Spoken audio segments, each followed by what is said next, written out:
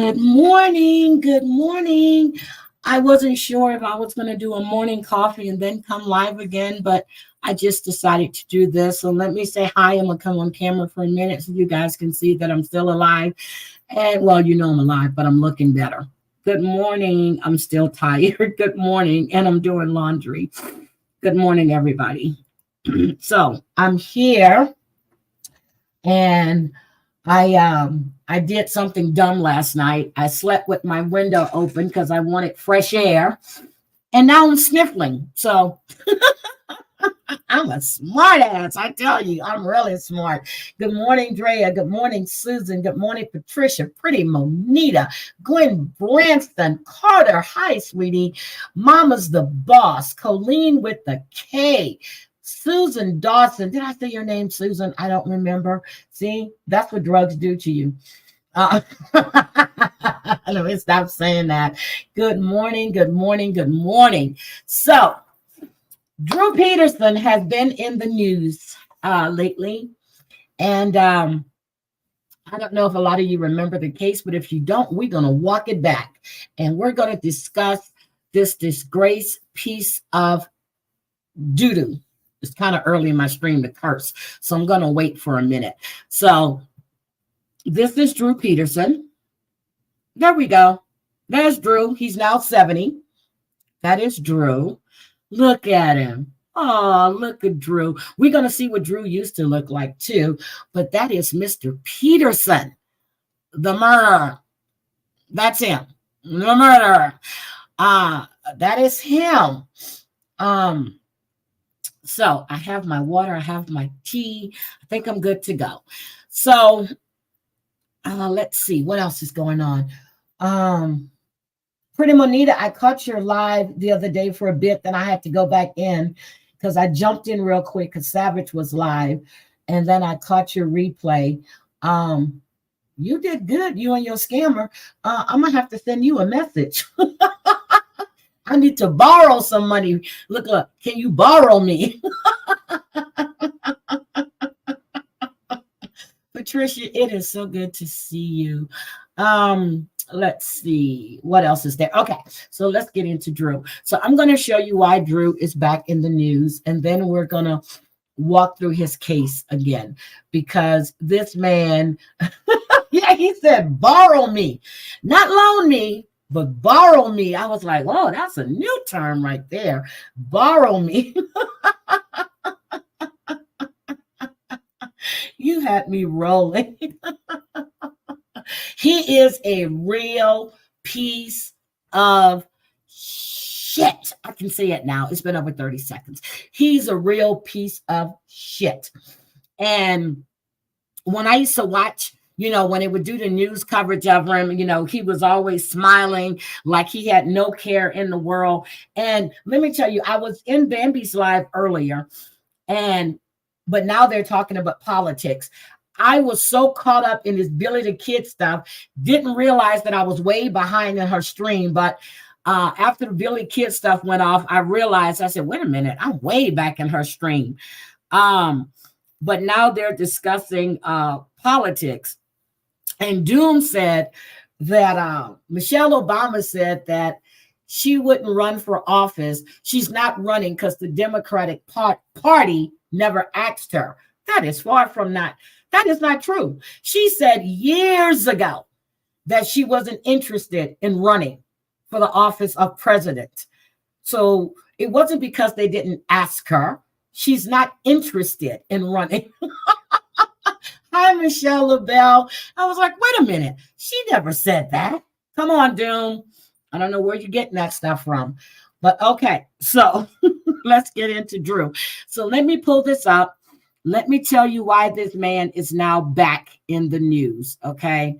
So I was like, okay, let me go here.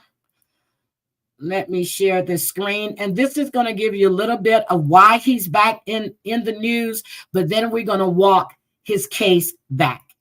So I'm going to wait till it pops up. I'm waiting till it pops up. Okay. Let me take myself down so you can see it. Ooh, why am I that big? Okay. I don't know why I'm that big. Full screen. Okay. There we go. This is why Drew is back in the news again. Turned 70 years old last month. He's been in prison for a decade now, serving a 38-year sentence after being convicted of killing his third wife, Kathleen Savio. He has been trying to get that conviction overturned the last several years, claiming he was poorly represented by his then attorney, Joel Brodsky, who he says refused to have him testify in his own defense during the trial. ABC 7 legal analyst Gil Sofer. Now, this same attorney said a year ago that he was thinking about putting out a book about all Drew's secrets. Okay. So you can't do that unless, well, he's retired now, so I guess it doesn't matter, but that's attorney-client privilege. I want to see, I was waiting for that to come in. Good morning, Elvin Watkins. I wanted to see how that was going to work. Yes, he is still in prison. He's not eligible for parole until 2081. He got 38 years for Kathleen Savio and 40 years for murder for hire for trying to have the prosecutor, what's his name, Douglas something, Cade. So yes, he is still in jail and he's not going anywhere, but he's trying to get a fitness hearing. Says Peterson's chances of getting a new trial. There he is. Look at him, looking good. It's a very, very, very high hurdle, and especially in this case. Peterson is also serving a 40-year sentence for trying to have the Will County State's attorney, James Glasgow, killed from prison. Peterson is the prime suspect, though he's never been charged in the disappearance of his fourth wife, Stacy Peterson. She's now been missing for 16 years. Her body has never been found. We would like to see justice at some point. We don't know that we'll ever get it. Norma Peterson, married to Drew Peterson's brother, believes he is guilty. She now has a group called Document the Abuse, helping victims of domestic abuse. If we can change one other person's outcome so that it doesn't get to that extent. Another former Peterson attorney, Steve Greenberg, told me he wishes his former client success in court. Peterson is now represented by a public defender who asked the judge for a fitness evaluation, a step in the process of asking for a new trial. A new trial is hard to get in the best of circumstances, let alone a new trial a decade after the conviction, after multiple efforts to get a new trial. The judge ordered Will County to facilitate and pay for Drew Peterson's evaluation. The results due in 30 days, at which point Peterson is expected back in court. Watch breaking news. Okay, so that's why Peterson is back in the news. Now, they have a manhunt going on. So let's just go back through his case. Okay, this is a piece of, he's been married 4 times. Okay, he has 6 kids. 6 kids. He had 2 with Savio. He had 2 with Stacy, who's now missing, a boy and a girl. He had 2 boys with Kathleen, and then his first wife, Carol Brown, he had 2 boys with. So Stephen, the oldest of the kids, were taking care of the other 4 kids in the home that Drew shared with Stacy when she went missing. So in 74, well, let me see, and he married Carol, which was his high school sweetheart. And then they married in 1974. They stayed married for 6 years. Within that marriage, they had those 2 sons. And then in 1980, they got divorced because she found out he was having an affair. Guess who he was having an affair with? The second wife. Okay, that was Vicky Connolly, the one that accused him of trying to kill her during Kathleen Savio's murder trial. Okay, the second wife he married in 1982. They got divorced in 1992. Now, during that marriage, he was thrown off the police force. Okay, and then he was rehired, but he was thrown off because they were supposedly building this case against a major drug peddler, and then he ran afoul. He ignored his higher ups, did what he wanted to do, and he got stripped of his badge. Okay, when they investigated, well, he was working for Bolingbrook. This is in Illinois, and the Fire and Police Commission found that he was guilty of official misconduct, disobedience, failure to report a bribe, and self-assigned police action. So he assigned himself all of these tasks without telling his higher ups. So they fired him. The next year, the judge, reviewed it, overturned the commission's ruling, and he was returned to duty. So he was disgraced, and I don't know how they returned him to duty, but they did. Now, when the case was going on for Kathleen, Connolly testified that Peterson, he had pulled a gun on her like 3 or 4 times. He had put her up against the wall in the garage, grabbed her by the throat, and told her he would kill her and make it look like an accident. So they got divorced in 1992, right? Yeah. Guess who he was having an affair with when he divorced Connolly? Kathleen Salvo. This man has never been faithful to any woman. Good morning, Black Hat. I hope you're doing good. Oh, hi, Mari. Hi, Zio Lesso. Good morning. Good morning, damn it, Mandy. Good morning. I have been, I think about Drew sometimes, but when I was watching the news and he popped up and I said, oh, I need to walk back this case. So let me see, did I miss anybody else? Oh, you got one of Savage's songs? Girl, my song is Drive a Prostitute. I miss my pimp. I really miss my pimp.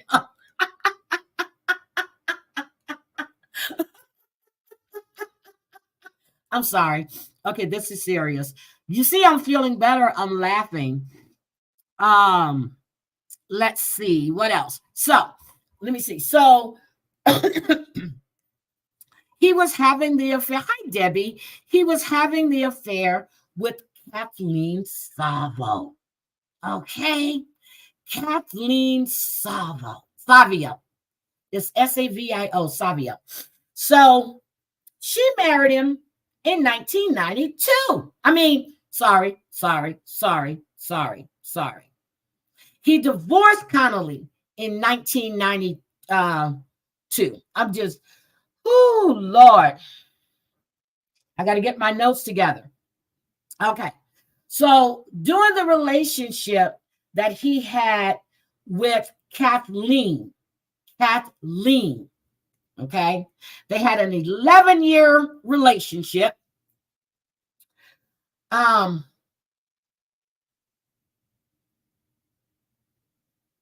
Yeah, he did marry Kathleen in 92. He did, and they divorced in 2003. Okay, I have to get my notes straight. So during their marriage, during Kathleen and Drew's marriage, the cops, now remember, Drew was a police officer.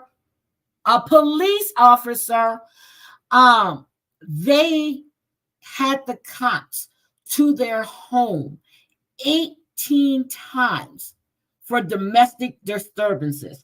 18 times. 18 times. So Kathleen is the one that, supposedly was found deceased in the bathtub, and her fingernails were dried, No. Yeah, the bathtub itself was dry, but the fingernails were all pruny. Her hair was wet with blood. There was a 1-inch cut to the back of her head. And the police figured, she slipped and fell.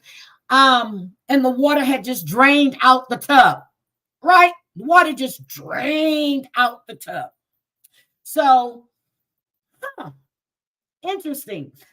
So they ruled her death an accidental drowning. But on this coroner's jury, it was a really good friend of Peterson's that was on that jury. He was there. Real good friend. So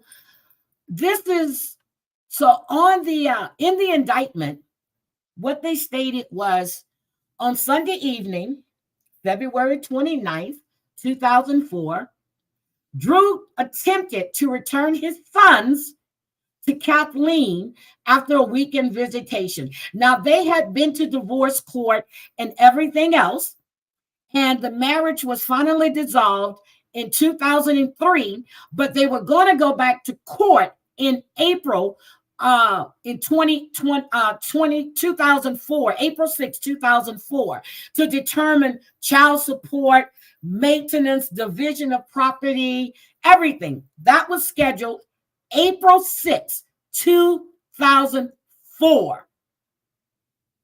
April 6 now.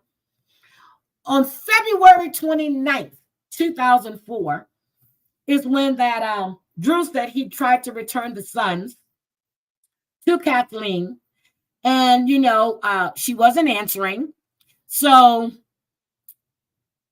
she couldn't be reached. So then he called a locksmith, not thinking she might be out of town. He called the locksmith. He had some of her neighbors. They entered the home. That's when they discovered her in the bathtub. Now, how did he know she wasn't there? How did he know she was in the bathtub? How did you know to go in that home? She could have just been running late. She could have been out with friends. She could have went out of town, and she just wasn't back in time. That's what I want to know. You went through all of this because you couldn't get a hold of her because you were there and she wasn't home.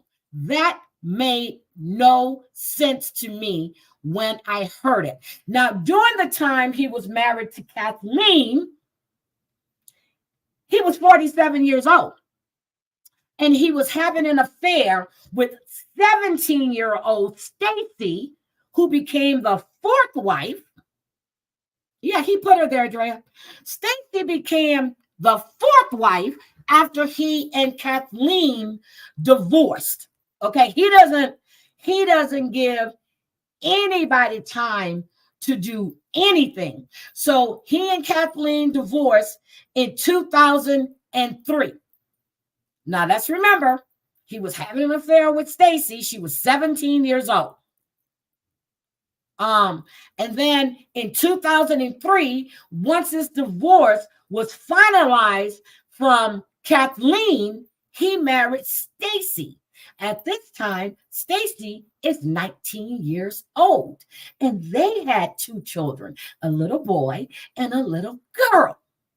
Okay, but after Kathleen's death, which was weeks after he married Stacy, a year after he married Stacy, he divorced.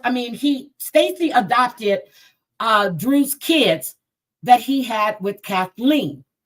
Hi, Crafton with D. This man is busy. He's a busy body.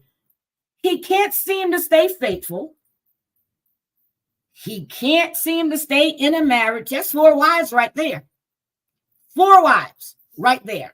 So this man was always looking cheerful when he was interviewing. He was like, this is after Stacy went missing. He said he had to stay positive, but now Stacy seemed to have known what Drew allegedly knew what Drew did to Kathleen. she told, was it the priest or the pastor, whoever the clergyman was, that he had gone over to Kathleen's house. Allegedly, she told this to the clergyman, that he had gone over to Kathleen's house the night before. They didn't live that far away from each other, to try to talk to her about the upcoming hearing. When he came home, his clothes were soaked. They were soaked. Now, 2 days before Stacy went missing, good morning, Grass Toucher. Yeah, I remember that. He was going to do a winter date with Drew Peterson. Yeah, I'm glad there was no takers on that. Now, supposedly, allegedly, she told this to her sister, and she told this to a clergyman, that it was like 2 days before she disappeared, that she told Drew she wanted a divorce. She said he was controlling, he was jealous, he was tracking her on her GPS, on her cell phone, and she went missing 4 years after they were married in October. She went missing. According to Peterson, she called him and told him she was taken off with another man. But when he told the cops that she had got up early that morning and she was going to go help a friend paint her house. Okay? She was going to go help a friend paint. And I was like, which one is it, Drew? Did she run off with another man, or did she go help paint the house? So then he also stated that she probably wasn't using her cell phone because she knows it can be tracked. But she told the clergyman that she knew he was tracking her on her GPS, on her cell phone. So all of a sudden now, she's not going to be using it because she's going to get tracked. She didn't use any credit cards. She hasn't shown her ID. She wasn't seen by anyone else. So she just dropped off the face of the earth because she didn't want you to find her. Got you. So after Stacy disappeared, they decided to exhume Kathleen's body. Now remember, they had ruled her death an accidental drowning. Now I'm trying to figure out, why didn't they see this before?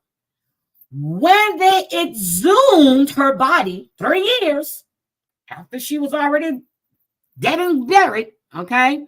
Yes, I saw the interview with Drew's son and his fiance, and he said he knew his dad was guilty. I saw that. And I do have the CNN thing, Married to a Murderer. Yes. Grass Toucher, you are behind in the chat. You are behind. Can somebody type in the chat that Grass Toucher is behind, please? Grass Toucher, you are behind. Stephen did take over the 4 kids, the 2 he had with Kathleen and the 2 he had with Stacy. The 2 with Kathleen, as of 2017, have moved out, and he still has custody of the 2 he had with Stacy. So don't know why Stacy's family didn't take the kids, but don't know why. I don't know. But when they exhumed Kathleen's body, they found she had bruises and scrapes were found all over her body. She had a massive stab wound in her scalp. And then I'm like, how do you rule her death as an accidental drowning? Hi, Knitting with Amanda Panda, when she's got these bruises and scrapes and this massive, remember they said it was like a 1-inch gash, but now they're saying it's a massive stab on her scalp. And then the coroner ruled her death a homicide. and said it was due to a struggle as she was being drowned. I'm like, really? It took you 3 years to do that. When I was just like, wait a minute. It took you 3 years. Hi, Mama's the boss. I think I spoke to you. I'm not sure. 3 years to do this. So this is after Stacy disappeared. Stacy disappeared. Then the prosecutor said, okay, we're going to exhume Kathleen's body, even though people were telling them, hey, this is not what happened. Now, the night that the morning after Stacy was reported missing, her son said that the mother and father had a really bad argument, and he woke up that morning, his mother wasn't there.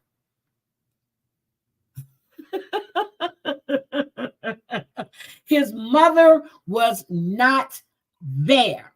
Now, at the time when all of this was going on, Drew Peterson's son, Stephen, was a cop.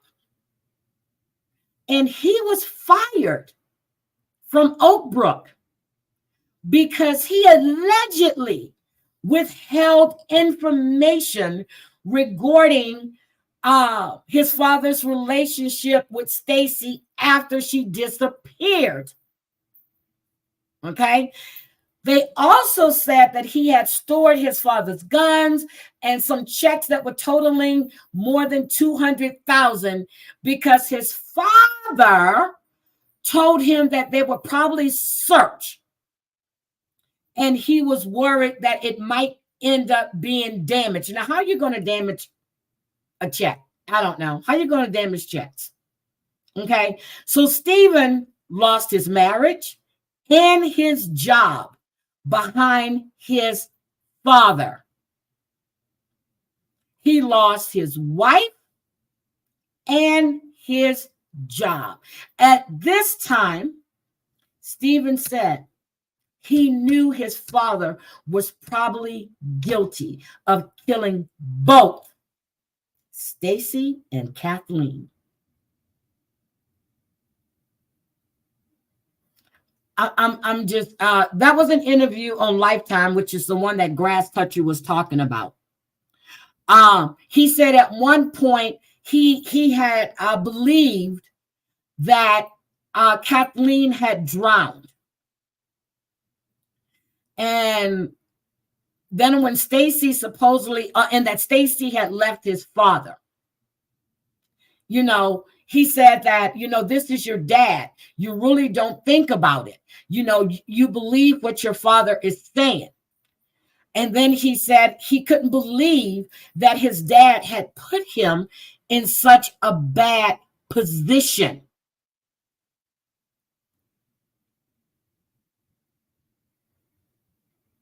And when he was in that interview, he said, this is the first time I have ever said this out aloud. He probably did it. Now, not funny, but Stacy and Drew had a daughter, and they named their daughter Lacey. They named their daughter Lacey Peterson. Oh, I was talking about the Lifetime. Yeah, I'm not going to play somebody else's stuff. Hi, Stacy A. Hi, jet lag. But so, you know, when I was going through this, and I'm like, okay,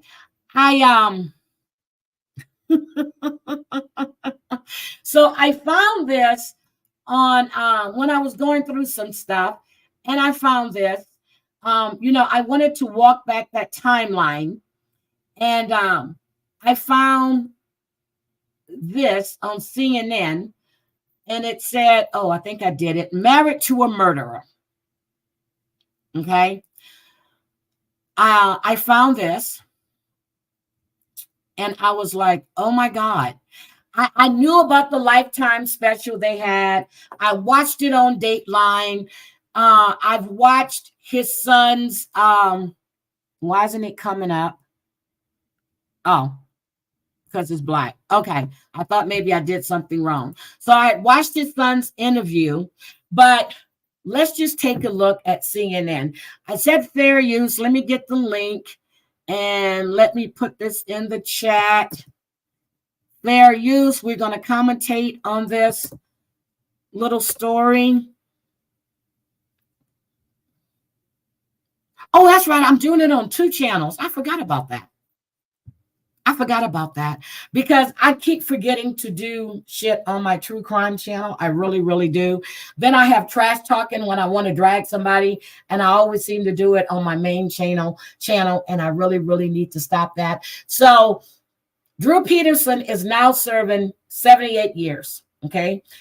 He got 38 years for Kathleen, and he got 40 years for murder for hire for the prosecutor. Now, I don't know how he got 2 more years more for a murder for hire than what he did for an actual murder that he did commit. But that's 78 years. He's not eligible for parole until 2081 or 2084. I can't remember. But 78 years. We know he's not going to make that. He's already 70. So let's look at this real quick. Leaving in his wake 3 divorces, 1 death, and a disappearance. Drew Peterson has gone from a person of interest to clearly being a suspect. Drew Peterson, cocky, arrogant. Yes. Please go home. Please leave me alone. A convicted killer. 12 people did the right thing, oh thank God. Serving 38 years for killing his 3rd wife. Still suspected of murdering the 4th. Do you believe that Drew Peterson killed Stacey? 100%. And now on trial again. Allegedly plotting to kill the man who put him behind bars. It's this Drew Peterson story, everything's a surprise. This doesn't stop. Married to a murderer. The Drew Peterson story.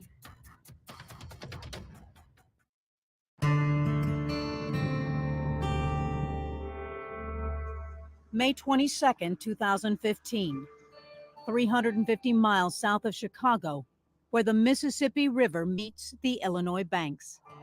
Candace Aiken is about to meet up with the man she believes murdered her niece.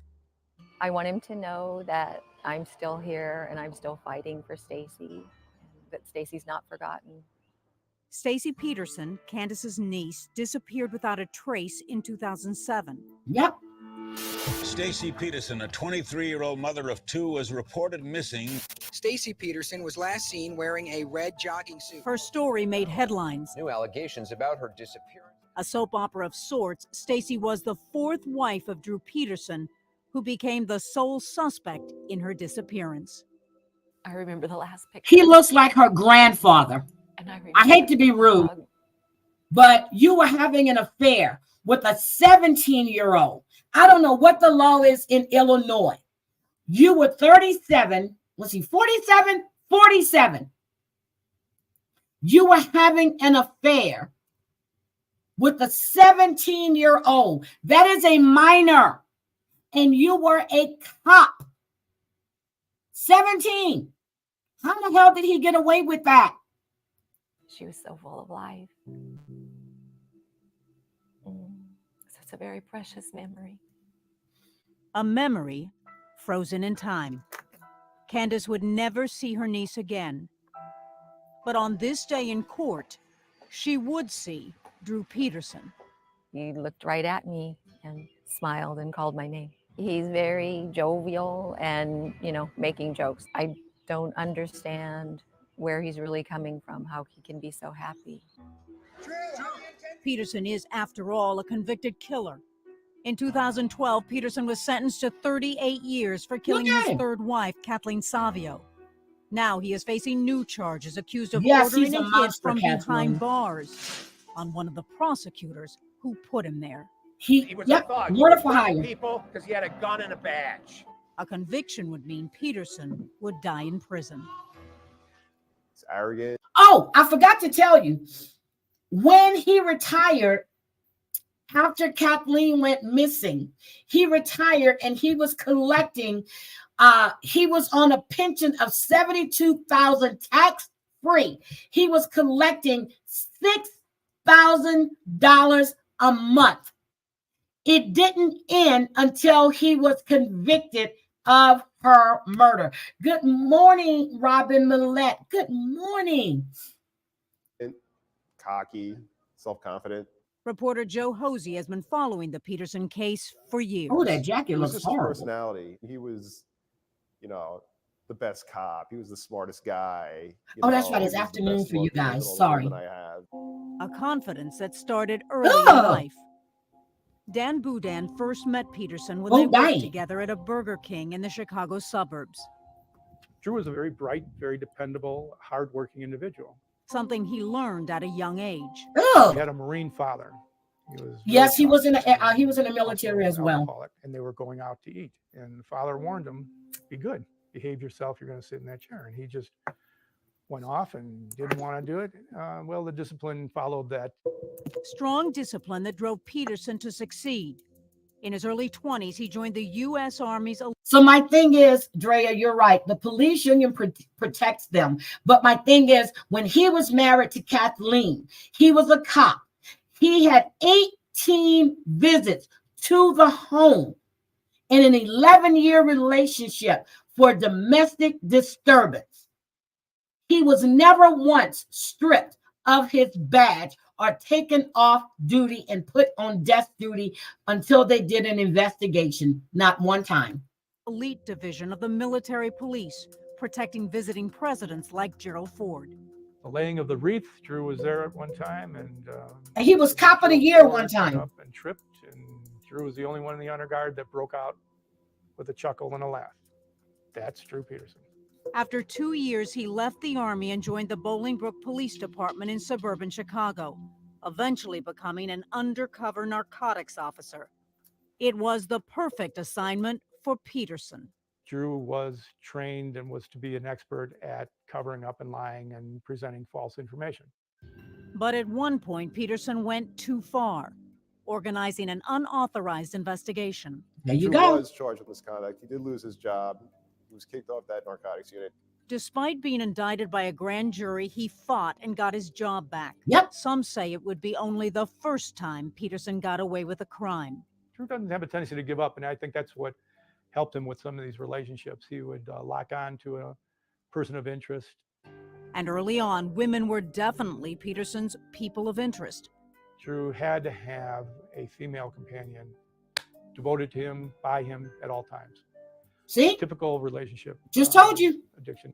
I don't know anyone else who was married 4 times. Maybe Henry VIII. Carol Hamilton was the first. High school sweethearts, they soon had 2 sons, but Peterson strayed. I think Drew got a lot of confidence probably in working that undercover cop type thing, because it was his job to go out there and flirt and make friends with these women. He and his first wife divorced over infidelity, which is a pattern throughout his life. Yep. Including his second marriage to Vicki Connolly. Everyone says I cheated, but I went out and sought female attentions elsewhere after the marriages were over. But we were You're still lying. married. He's lying. He never waited till the marriages were over. You were still legally married. You were still living in the home. Your marriages were not over. You cheated time and time and time again. That's what he did. And I gave you the timeline. I went through it and I found it. I wrote it all down. Vicki was in a very serious car accident. There was some rumors, some question of whether Drew tampered with the car, Yep. the brakes. She also said that while their marriage was ending, she woke up one night to find Drew standing over her bed in a menacing way. That second marriage ended 10 years after it began. But would the third time be a charm? She was Peterson met gorgeous. Kathleen Savio, a beautiful accountant in her mid-20s, on a Gorgeous. blind date. This was the man that was going to be her prince. Susan Doman remembers Peterson pursuing her sister. When she was presented with all the opportunities, the trips, the gifts, and the home and having children, it was too hard to resist. He loved her, and that's all she wanted. And she loved him. Yes, very Yep. much. But soon that love would once again turn to hate, infidelity, and now violence. Yep, there you He go. grabbed her wrist and he just threw her against the refrigerator hard and just went after her. A marriage ends in murder when we come back.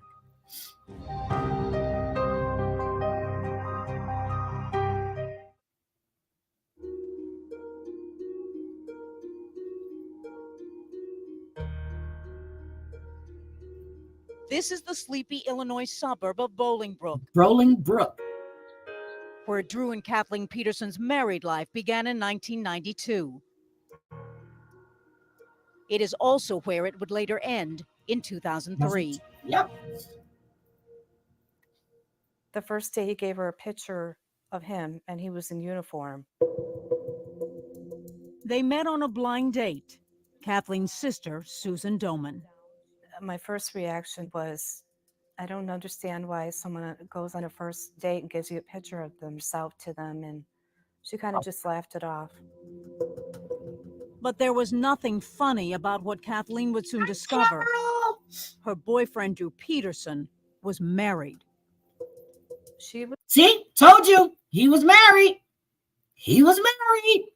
He's always married and looking for the next victim. I was told that he was in the process of getting a divorce, and He the wasn't person that at he that was time. divorcing was a cocaine addict. She was fooled. Fooled. He lied. But also in love and eager to settle down.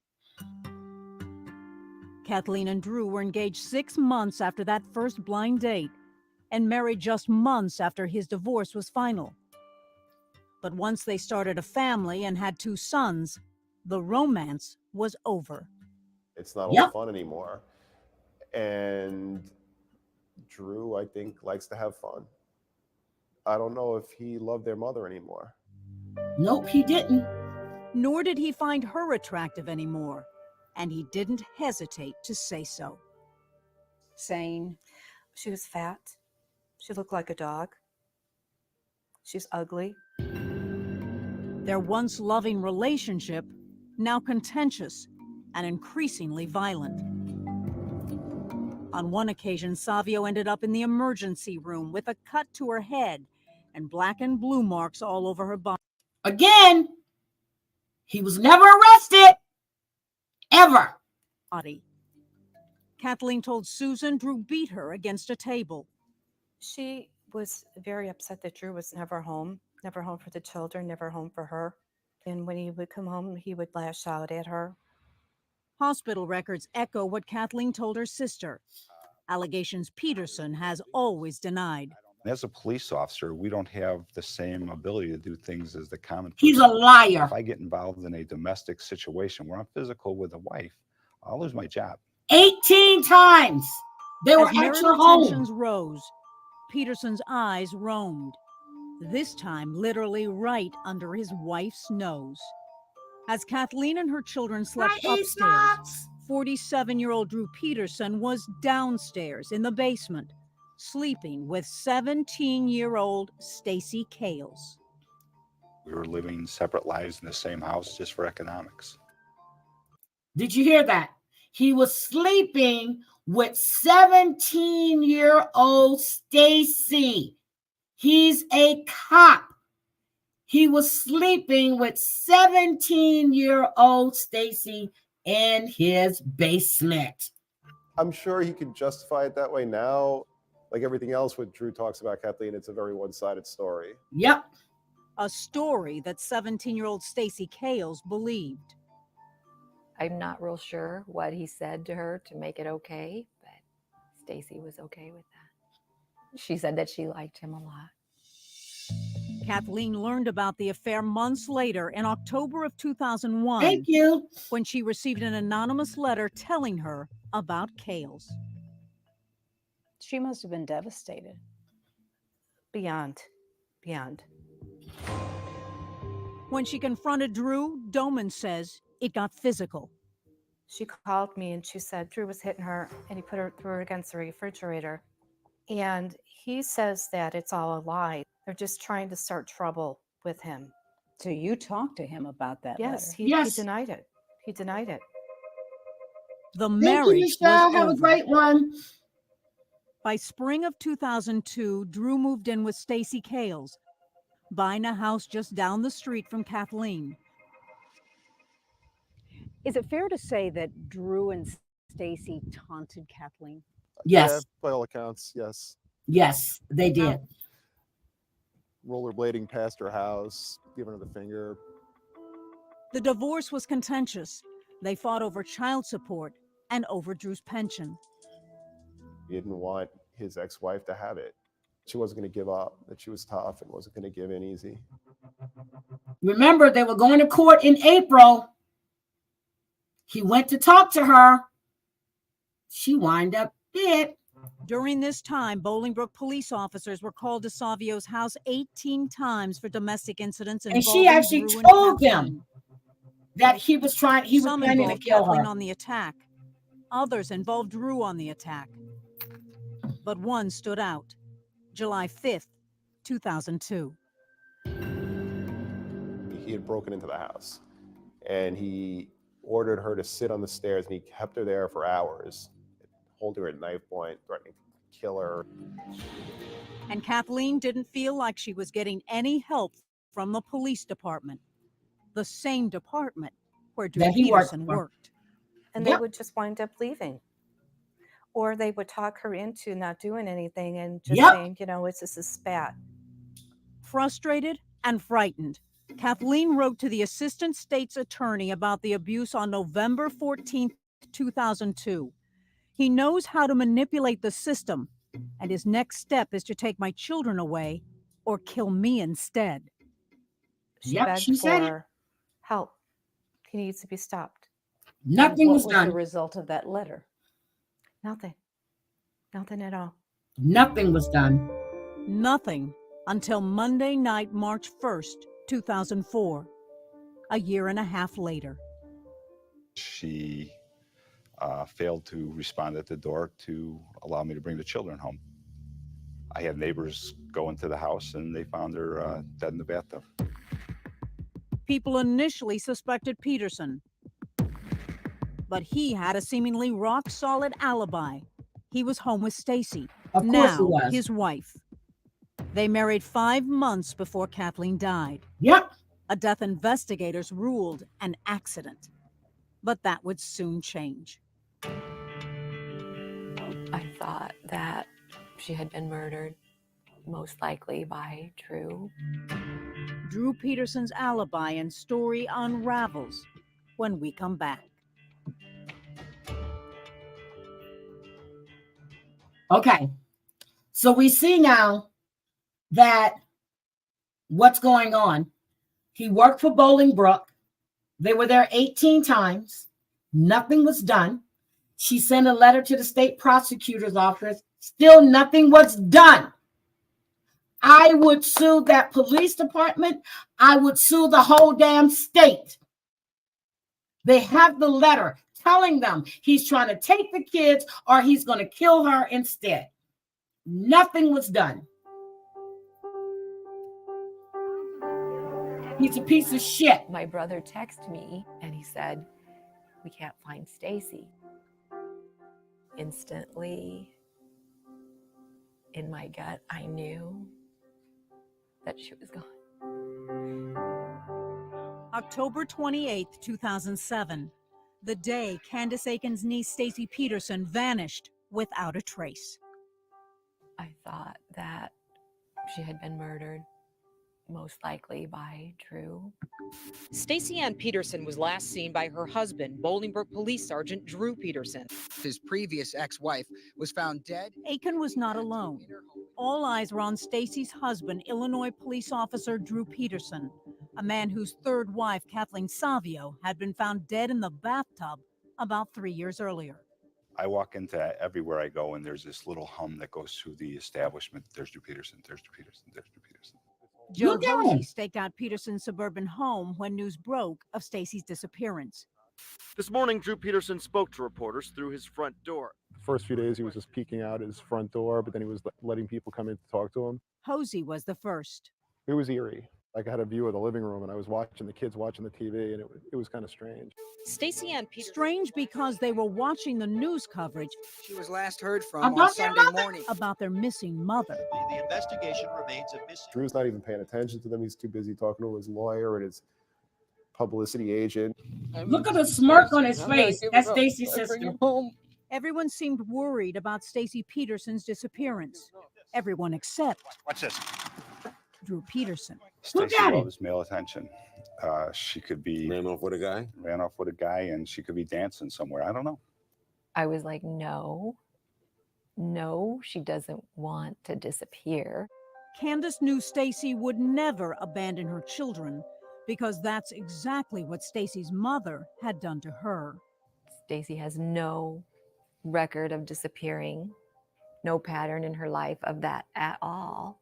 Instead, Candace suspected Drew got rid of Stacey before she could divorce him and fight for the kids. For years, Candace had heard about the emotional and possible physical abuse Stacey suffered. I could tell that she was under a lot of stress. She said that he was accusing her of all these different things, and she couldn't really go anywhere or do things. The marriage had been going through problems since her sister died. As Peterson had done before, he denied the abuse and blamed his wife. She changed very much, where we had her under psychiatric care, and we had her. Oh my God, I forgot about that. Problems and emotional problems that she was experienced due to her death. There wasn't any sensitivity to what she was going through. It's like he didn't even want her to cry or process the grief. Candace remembers the night after Stacey's sister's funeral in 2006. Stacey begged her to sleep in her bed. And he kept coming in there and wanting her to go. But she said no, she wasn't going with him, and she didn't want me to get out of the bed. And I was afraid. There was unhealthiness and controlling and manipulation. Pastor Neil Shorey was Stacey and Drew's minister and marriage counselor. He really had a confidence and arrogance, maybe, that nothing was going to be found out that would put him in a significantly bad light. After half a dozen sessions, the Petersons stopped meeting with Shorey. The same issues really seemed to continue, so I can't say that anything seemed a whole lot better. Another Peterson marriage in trouble, but this time, instead of ending in divorce, it ended in a disappearance. A case which made authorities suspicious about the death of Peterson's third wife, Kathleen Savio. Was it really an accident? Just weeks after Stacey vanished, they reopened the once closed case of Kathleen's death. Investigators exhumed her body for a new autopsy. There are tests that need to be done that weren't done during the first autopsy. Now, what I want to know is the first medical examiner that ruled her death an accidental drowning when she was exhumed. I want to know if they questioned him about the bruises that were found all over this woman's body and about that gash in her head. I want to know, how did he justify ruling that as an accidental drowning with the way she was laying in that tub? That's what I want to know. Autopsy. My children and I, we've been, believing that, she died in a household accident. It seemed like pieces to the puzzle were starting to fall into place. Named the lead suspect in both cases, Peterson immediately went on Look the at him. offensive. Confident, cocky, and in control. Drew Peterson, who is a suspect in He talked to anyone who would listen. the third wife. Okay. Sounds like Scott Peterson, doesn't it? No. Talk to What would anybody. you say to Stacey, your fourth wife? Come home. I don't believe she's missing. I believe she's where she wants to be. Really? Peterson's attorney Joel Brodsky and Peterson himself planned the media blitz. Is this damage control? I wouldn't call it damage control. It's getting both sides of the story out there. What both But sides? the plan backfired. What both sides? January Stacey's missing. 23rd, 2008, Peterson and Brodsky were giving an interview with Chicago radio host Steve Dahl when Brodsky suggested a contest idea: win a date with Drew. I'll do a dating game with you. Drew, it's up to you, man. I don't know. It's the lawyer. Yeah, why not? He looked like a crumb and a heel. Look at him. Didn't play well. Yep. Didn't play well, but Peterson would have far bigger, far more serious problems, like when his own stepbrother claimed to have helped him carry a large container out of. His brother said his helped and he didn't know, but he thinks it was too heavy. He thinks Stacy's body was in there, but he never looked. That's why I'm playing this. I didn't get into all that other stuff. The Peterson home. I have no idea what anybody's talking about like that. He says he believes that he helped you dispose of your wife's body. And also that he helped Peterson set up a call from Stacy's cell phone to Drew's, placing Stacy near the airport around the time of her disappearance. Everything is invented. None of that's true. Stacy's disappearance was still a mystery, but Kathleen's death was not. February 21st, 2008, her accident was reclassified a homicide. Thank you. And a little more than a year later, Drew Peterson was arrested for and charged with murder. Former Bolingbrook police officer Drew Peterson now under arrest for the murder. Peterson was arrested in a traffic stop near his Bolingbrook home at 5. Just watched it. But he was still getting $6,000 a month. $6,000 a month. On TV. It happened to be the National Day of Prayer. So it felt like a prayer answered. A prayer for justice. But would it be served?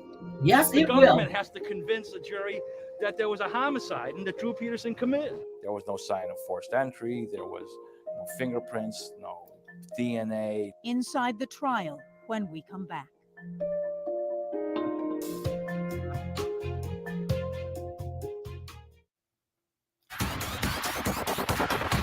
Sensational trial. A set of characters right out of central casting. First, Peterson's legal dream team. 6 lawyers, all extremely experienced, outspoken, and entertaining. Hey, I need your sunglasses. Hold on. Okay, there we go. They find this as a At damn one joke. point, even poking fun at Stacy Peterson. Who? Stacy who? Stacey. Oh my God. I Oh, forgot about that's this. There was a lack of respect for the fact that this one woman is missing and this other woman's dead. We never realized that it would be that bad. Joel Brodsky was one of Peterson's attorneys. This is the one that said he wanted to tell all of his And secrets. making light of it, which I guess we were. We're all fired up. Peterson's team thought it was an open and shut case. Defense attorney Steve Greenberg.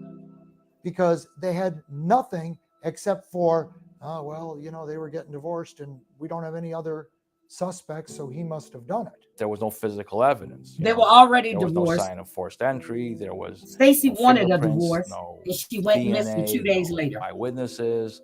There was simply nothing to prove that it wasn't an accident. But legendary prosecutor Really? James Glasgow There we completely go. That's my disagreed. boy. With 29 years of experience, there was no doubt in my mind it wasn't an accident. So the question is, why didn't you look into it when she died?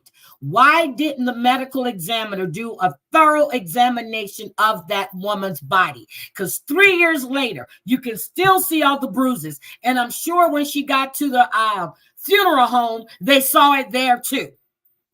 Bruises, bruises, bruises, and a deep stab wound in her head. That was clear. Glasgow had one of the highest conviction rates in the state, and he didn't intend to lose this time.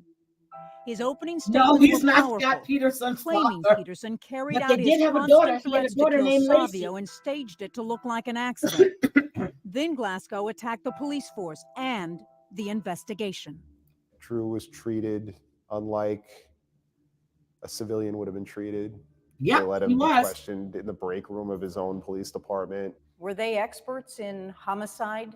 No, the lead investigator had never done a homicide. A crime scene tech decided very early on, almost immediately, that this was an accident and collected no evidence, preserved no evidence. Nothing. Didn't do much of an investigation at all. Glasgow argued Peterson had the opportunity and means for murder, but he needed hard evidence. For that, he called Peterson's dead and missing wives. Kathleen and Stacy were brought to life before the jury through statements they had made while they were alive. Normally, this would be called hearsay and not be admissible. But this judge allowed it. Yep. In essence, Get the what you're hearsay basically rule. allowing the victim of a violent crime to do is to testify from the grave. And what was so troubling about that evidence was that it wasn't really evidence. It never should have come in. First to take the stand, Susan Doman, Kathleen Savio's sister. It was scary, but I was determined. Determined to get justice by telling the jury exactly what Kathleen had told her Drew said. He told me he's going to kill me. Yep. Said he's going to make it look like an An accident, accident. and Yep. no one will ever know. Yep. As Doman spoke, a silence came He told that to Vicky as well, and she testified. over the room. Jurors were riveted. Peterson was stone-faced. And he looked at me. He didn't turn away. So I looked at him briefly, like, I'm here. He looked more tired, almost resigned to whatever happened. Pastor Neil Shorey, who counseled Drew and his fourth wife, was next. Yep. Shorey testified that Stacy told him that Drew asked her to cover up for him the night Yep. Savio died. He very clearly told her to lie about where he was. Yep. And to cover it up. And he actually said to her, this will be the perfect crime. An alibi demolished when jurors also learned Peterson was present when police interviewed Stacy. You know, he was right next to her, right on top of her, practically coaching her. And the fact that he was even present for that interview is mind-boggling. The testimony, damning. Yet Peterson and his dream team were still convinced there was reasonable doubt. No They reasonable haven't done doubt. anything to place Drew Peterson at the scene of Kathy's death. The prosecution rested. I think he took Stacy out because he knew when Stacy said she wanted a divorce that she was probably going to go and tell the truth about Kathleen Savio's death. And she did tell that minister that when he came home, his clothes were disheveled and they were wet. Defense took over and successfully started to challenge the prosecutor's lack of physical evidence. But then, a bizarre turn of events.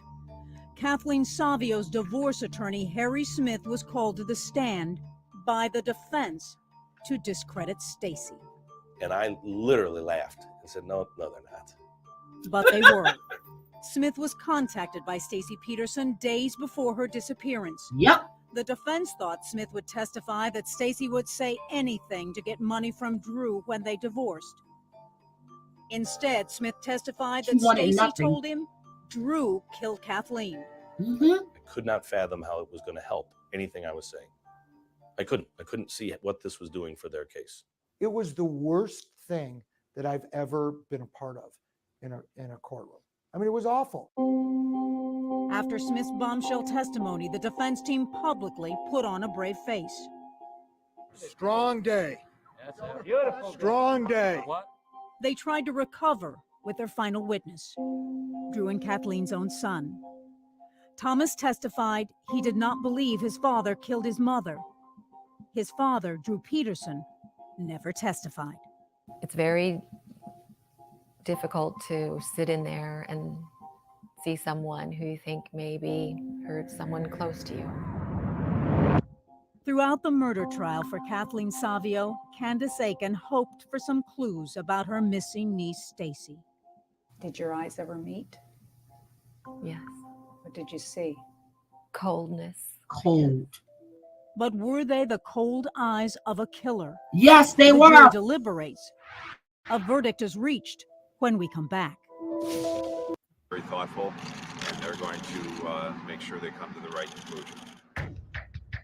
As everyone waited, emotions were running high. Would Drew Peterson be found guilty of killing his third wife, Kathleen Savio? Savio's family was anxious.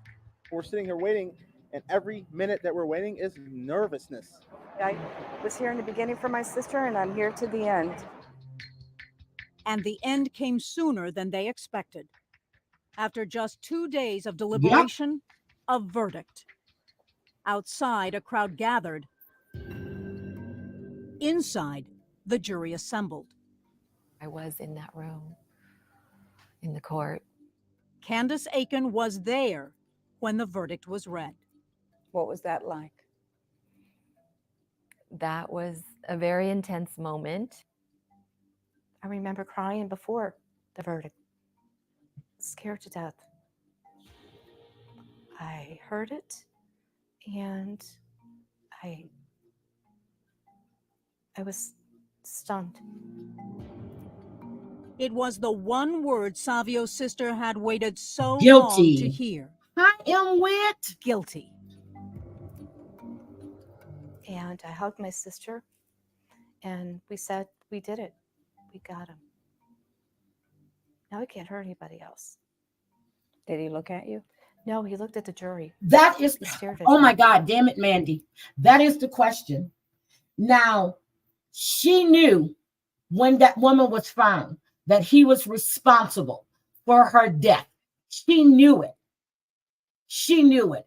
And I think that's why she got scared, and that's why she wanted to. But I would have never told this man I wanted a divorce. I would have taken my son and my daughter, and I would have disappeared with my kids.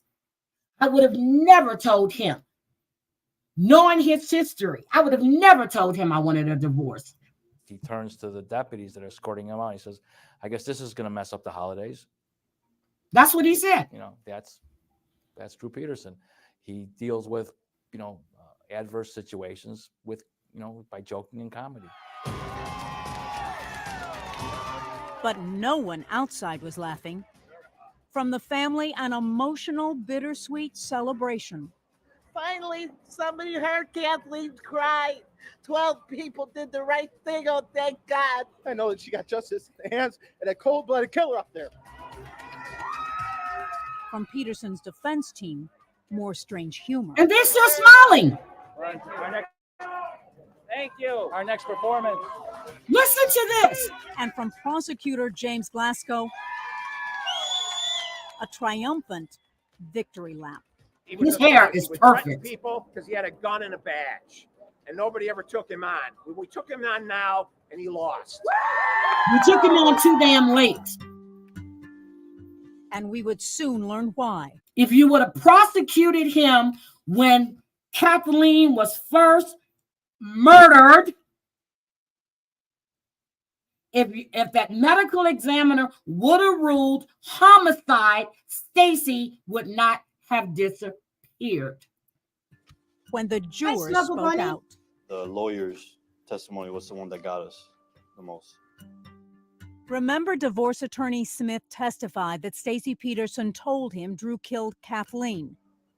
I can't tell you that before Harry Smith was called, we were going to win that case, but I can tell you after Harry Smith was called, we were I probably don't know where's, maybe your subscription expired. A loss that carried up to 60 years in prison for Drew Peterson. Maybe your card expired. I At don't the know, sentencing Snuggle Bunny. hearing, Susan Doman pleaded for the max. He has no remorse. He killed my sister. I have to live with Did that. your card expire? Every day I have to recover from that. Peterson's silence at trial was replaced with anger when he addressed the judge at sentencing. He got up on the stand and that shrill, kind of feminine screech that he didn't kill Kathy. That's the guy that killed Kathy. You got a glimpse into his soul. I wasn't going to take the devil. I wasn't going to let him say that. And my reply was, you're a liar. You did kill her. Peterson seethed, calling the trial the largest railroad job ever. He challenged Glasgow to look him in the eyes and lashed out at him to never forget what you've done here. There you I don't know go. that there was anything wrong with it. Then he It made tried him to happy get a vent. hit It made him happy to vent. on the prosecuting But his attorney. outburst could not save him. Almost 9 years after Peterson murdered Kathleen Savio, he was sentenced to 38 years, not eligible for release until he is 93 years old. That was The reason I then. never looked Drew Peterson in the eye. Then he goes for I another never trial. acknowledged his existence. Murder for I looked him hire. in the eye today, and he knows that we did our job. But Glasgow's job was far from over. Stacy Peterson was still missing. We have to catch our breath and begin a review of the evidence in that case. Do you want that? Do you want Drew to be charged with the murder of Stacy? Yes. I do. If he is the one who has done this, I do. I do want justice. I believe in justice. And I do want justice for Stacy. Confined away from the general population, this serial husband is reportedly looking for wife number 5. They say Drew's getting marriage proposals. They say women are still interested in him. Do you think he has forgotten Stacy? Maybe he wants to, but I don't know that He's scared they're going to find Stacy. And Candace Aiken won't let him. She is in touch with Peterson frequently, exchanging letters over the years. Do you sense in his writing what emotion? Anger, frustration? Probably frustration more. That he is not free? Yeah. But that is something Peterson is actively trying to change. He is appealing his conviction. He claims that even though Drew had 6 attorneys representing him, that Ineffective the lead counsel. attorney, Joel Brodsky, was ineffective counsel. And because of that, Drew didn't get a fair trial. That's just the typical, accusation that they make. The lawyer should have done this, the lawyer should have done that. But, strategic decisions as a matter of law cannot be ineffective assistance. Defense attorney Steve Greenberg is now leading the appeal. He disagrees with Brodsky. I played it over in my head dozens And he of lost times. the appeal. He argued that the defense failed on many levels. First, when they called Kathleen's divorce attorney to testify. I just can't imagine why you would ever want to call a witness to have them say that your client committed the crime. Greenberg also argued that the hearsay evidence, all that damaging testimony about what Kathleen and Stacy told others about Drew, his behavior and his guilt, should never have been admitted. The hearsay testimony doesn't He had a place smirk on Drew his at face the then. scene of the crime, if there was a crime, and there wasn't. Peterson is confident that the court will rule in his favor. And He rightly didn't. so. He should win his appeal. A win that could make Peterson a free man. But not if this man has his way. If I have anything to do with it, hopefully it will end with him getting a lot more time on top of what he's already doing. Illinois State's Attorney Jeremy Walker has a new case against Peterson, a revenge plot, allegedly organized by Peterson from behind bars, targeting the man who put him there. He wanted somebody killed and was willing to pay for it. According to sources inside the investigation, authorities used eavesdropping devices and an informant to record Peterson ordering a hit on prosecutor James Glasgow. I mean, of course, it's a surprise. But then this Drew Peterson story, everything's a surprise. This doesn't stop. And there is the case of missing wife number 4, Stacy Peterson. Law enforcement still follows up on tips and leads, clues that many believe will eventually point right at Drew Peterson. Do you believe that Drew Peterson killed Stacy? 100%. This is the pastor. Pastor Neil Shorey remembers one day in 2006 before Stacy went missing that Drew Peterson made a startling confession. Neil, what's interesting about me, he said, I've done a lot of bad things in my life. And he said, but I've never felt bad for one thing I've ever done. And I've talked with many people. I've never heard somebody say before they've never felt guilty for anything they've ever done. I believe that in some ways he was giving the safest confession that he could give. That's what he was doing. An eerie confession that Shorey now believes was a warning of things to come. It's hard. Knowing what I do now, I would do so many things differently. And that is hard. That's extremely hard. Listen to your gut. Your gut knows. I'm so thankful for all our times that we shared. Candace Aiken also lives with regret. Regret when she remembers the very last time she saw Stacy alive. It was just 10 days before she disappeared. That's when I saw the fear that it was in her eyes and the stress that she was under. Looking back, Aiken now wishes she had forced Stacy to leave with her. She didn't feel like she had a place to go. We had said she could come I to think so, California. ASAP. I really do. I don't think she felt like she had a really place to go. And now, more than 7 years after she vanished, the house Stacy called home is where her 2 children still live. When you see them, do you talk to them about their mother? As much as they want to talk about her, I do. We talk about good times. That's as far as we go. 2 innocent children growing up Look without at their that, mother, without their mom. just like Kathleen's 2 sons. That is the real tragedy. Stephen is had that all 4 of 4 those kids. children who don't have mothers anymore.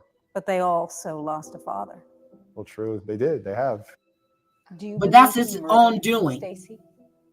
He took their mothers away. I believe that, yeah, he did.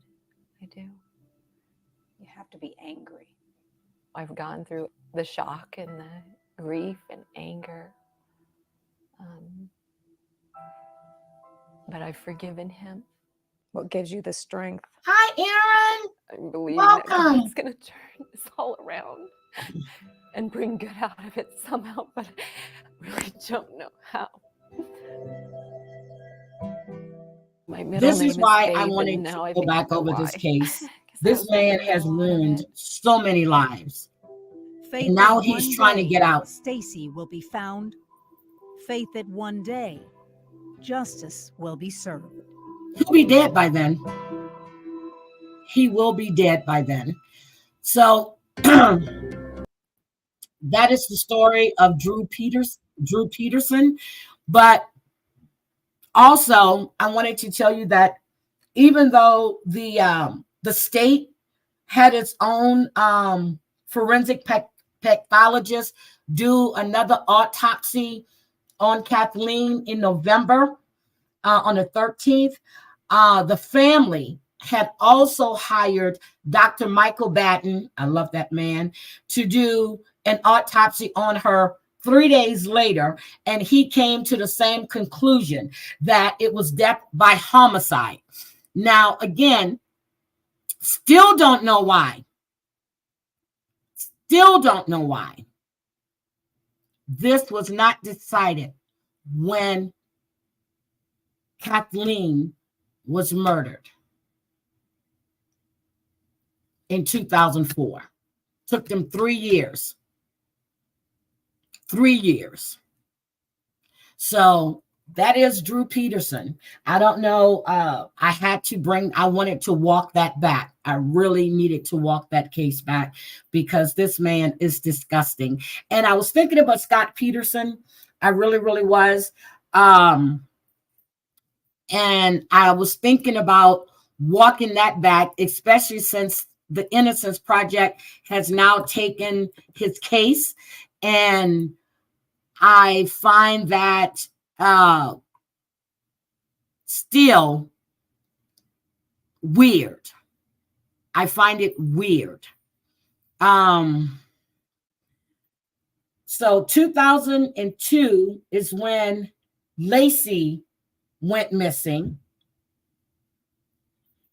And that, think about it, 2004, Kathleen was killed. 2007, Stacy went missing. It made me think, was it a copycat of what Scott Peterson was going through at that time? I was, yes, the Innocent Project took his case. The Innocent Project took his case. Well, I don't know if Illinois has the death penalty. I don't. But they gave him 38 years for Kathleen and then another 40 years for the murder for hire against the prosecutor.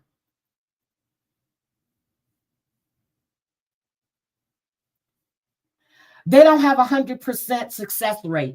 So I actually thought about looking at Scott Peterson's case again, because I was looking at the timeline and I was thinking, did Drew get the idea from when Lacey went missing? Lacey went missing what was it? Christmas Eve, 2002. He married Stacy. He divorced Kathleen, 2003. Oh, I thought my phone was off. He divorced Kathleen, 2003, married Stacy. Kathleen died 2004. Lacey's missing at this time. And then Stacy goes missing 2007. Okay, Illinois abolished the death penalty.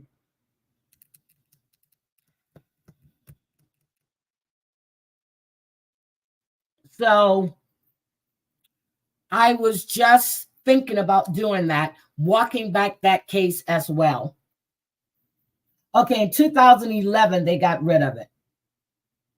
Okay, so 2010, let's see, when did they, let me see, let me look at my notes.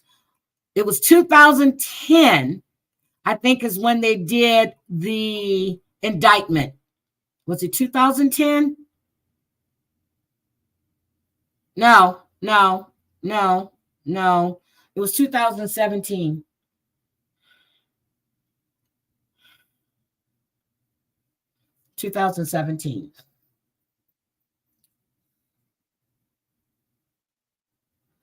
Yep, that's why Scott's face is on the magazine cover right now.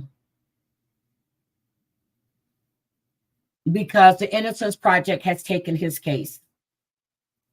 So I hate to say, I hope you guys enjoyed that, but to walk back that case, but I wanted to, because when I saw him come up on the news about a fitness hearing and, you know, they're going to decide in 30 days, his ass needs to rot in prison. So his son, Stephen, is now raising those kids. It is really, really, well, no, he was found 2012. He was found guilty. Why am I saying 2017? 2012, he was found guilty. And I really, really, really wanted to know, why wasn't that determined in 2004 that her death was a homicide?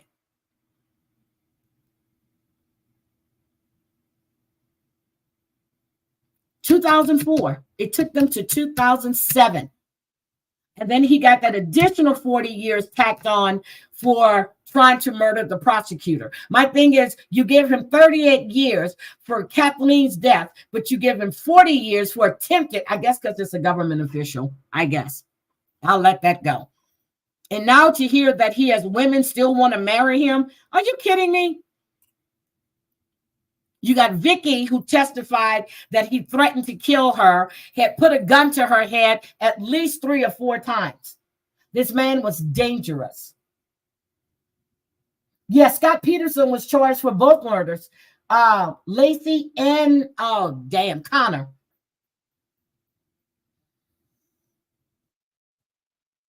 He was charged for both. Yes, Chad Daybell's trial is coming up in April, and I'm on that one. Well, they said on the coroner's jury, one of his really good friends was on that jury, and they found that it was an accidental death. But I don't know how many was on that. Was it 12 people? But one person, I don't know if they couldn't agree. Yeah. Yeah, but he was charged because she was due to give birth. So he was charged with both murders. Both murders. And the baby had already had a name. Did you see John Pryor try to back out? Huh? Snuggle, I'm not sure what you're saying. So anyway, that is the case of Mr. Drew Peterson. And I thought, yeah, I think I am going to walk back. Chris Watts as well. I want to take another look at Chris Watts, but definitely Scott Peterson. And then probably tomorrow, there's a few other things that we're going to discuss, but I will be live tomorrow morning. Chad Daybell's lawyer. Yes, he tried to back out of being his attorney. Yes. I did see that. And then the special prosecutor that they brought in from Missouri, I think. She's already backed out. She has excused herself from the case. So I did see that. There's a lot going on with the Brian Koberger case as well. No, Robin. No, I have not, Robin. But I did want to do the one on Kat, the young woman that disappeared on her trip from she flew back to New Orleans to get her car. But I wanted to wait to talk to her mom again because they found her body. And I wanted to wait before I got her, just to talk to her, because she was willing to come on once before when they were looking for her body. And I still say that young woman was murdered on that property because the guy said his gate stayed locked and only his friends knew. But that entrance, I think he knew what happened. And they couldn't force them to search, but that's where she was found. Have a great day crafting with D, but that's where she was found. Matthew and Savannah, Texas. Okay. I'll take a look at that. But yeah, so I really want to look at that case, but I wanted to wait to talk to her mom because they just found her like a month ago. Yes, I'm going to talk about that tomorrow, damn it, Mandy. Girl, you ahead of me. I got that one on lock for tomorrow, damn it, Mandy. I will be discussing that tomorrow during morning coffee. I got you, damn it, Mandy. I have you. So that's all I have, guys, for today. And I really hope you enjoyed it. That one is tragic. It really is. And we're going to discuss it tomorrow because the family did not know what happened to that baby until that baby was delivered to the funeral home. And the funeral home is the one that notified the family of what happened to that baby. Oh, I did do that. Savannah Soto. Yes, I covered that. I'm sorry. Yes, I covered Savannah Soto and Matthew Guerrera. I did. Yes, I did. And I covered the when they did the third arrest as well.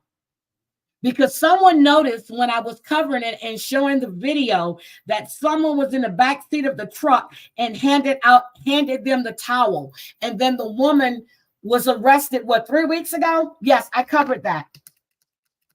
I covered it. I said third arrest made in Savannah Soto's case. Yes, I covered that. I'm so sorry. Matthew Guerrera. I didn't put the two names together. Yes, I did do that. So that's on my channel as well. I did do it. I covered that.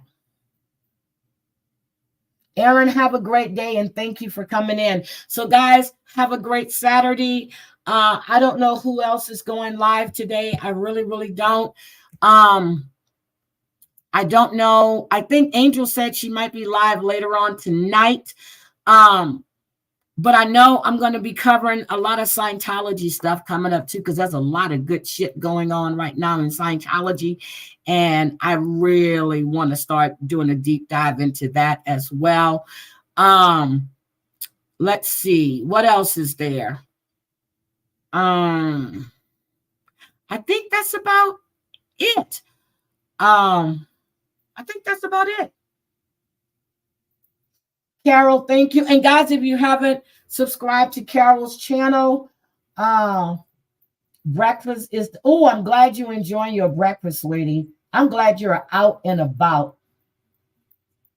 Yes. So, what else I want to say? I'm glad you're enjoying your breakfast. I really am.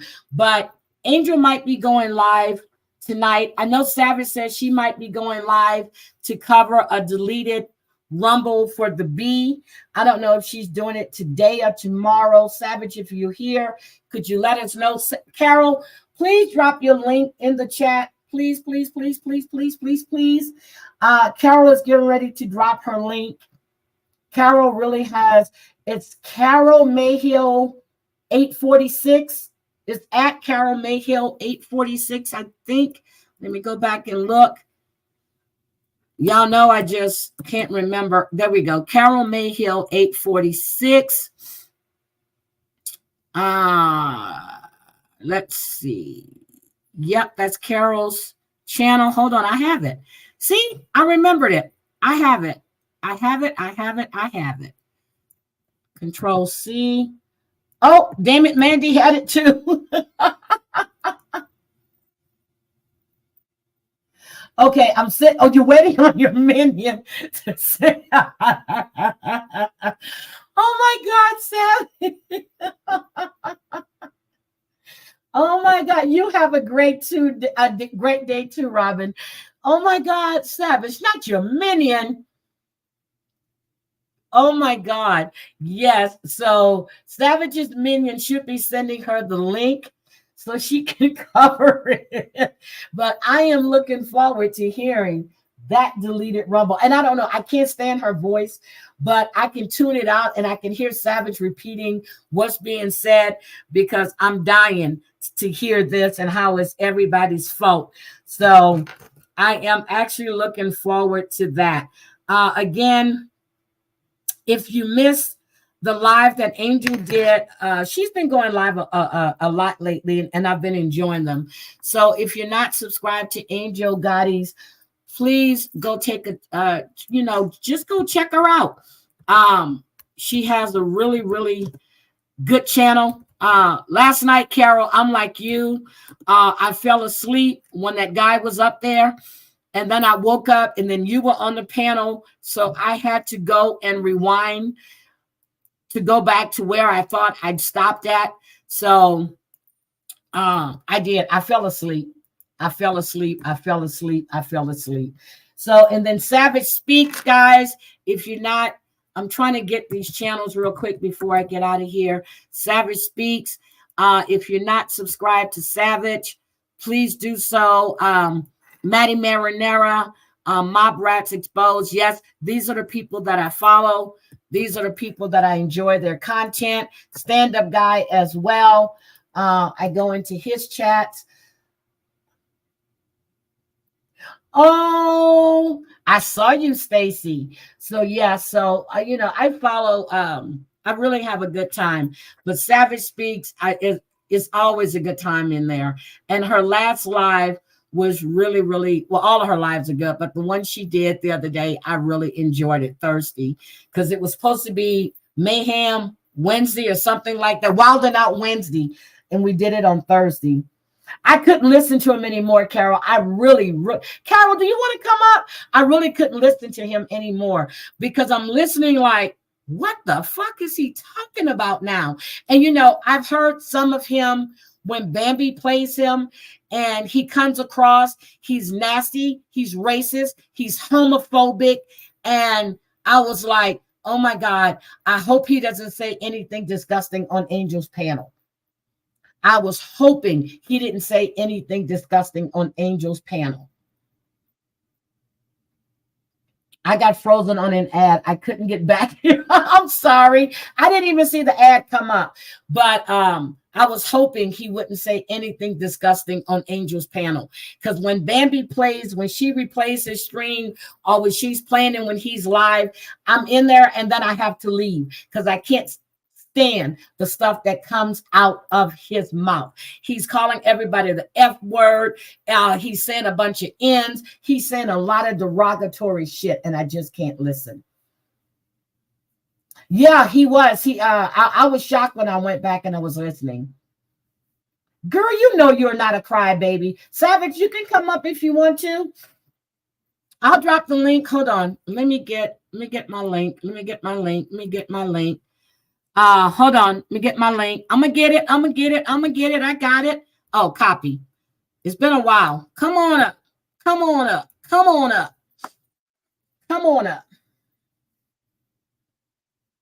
See, it doesn't show me now when the ads are popping up anymore. It used to, and I can go in and I can catch them. So maybe I changed something, or maybe something in the settings would change. Oh, Lord, you're dyeing your hair. Oh, my God. Girl, that's a charge right there. Hi, Carol. Let me get you. Hi, Carol. Hi, Heidi. How are you? I am great, Carol. No, I Welcome fell to the asleep last panel. night. Thank you. Thank you for having me. Oh my God, Uh, anytime. Angela was up with me not too long ago. I enjoyed having her. I haven't had Maureen up lately because I want Maureen up. oh, she'll come up. She'll come up. So, Carol, now Yeah, that you're here, let me ask you a question. The sure. night that Angel did that live and BK was up there and Silo hmm was up there, what did you hmm think? I already told Angel off screen what I thought. Uh, to be honest with you, I had told Angel, I said, what you should do in a case like that is silence one and let one speak, then Yep, silence probably the both. other.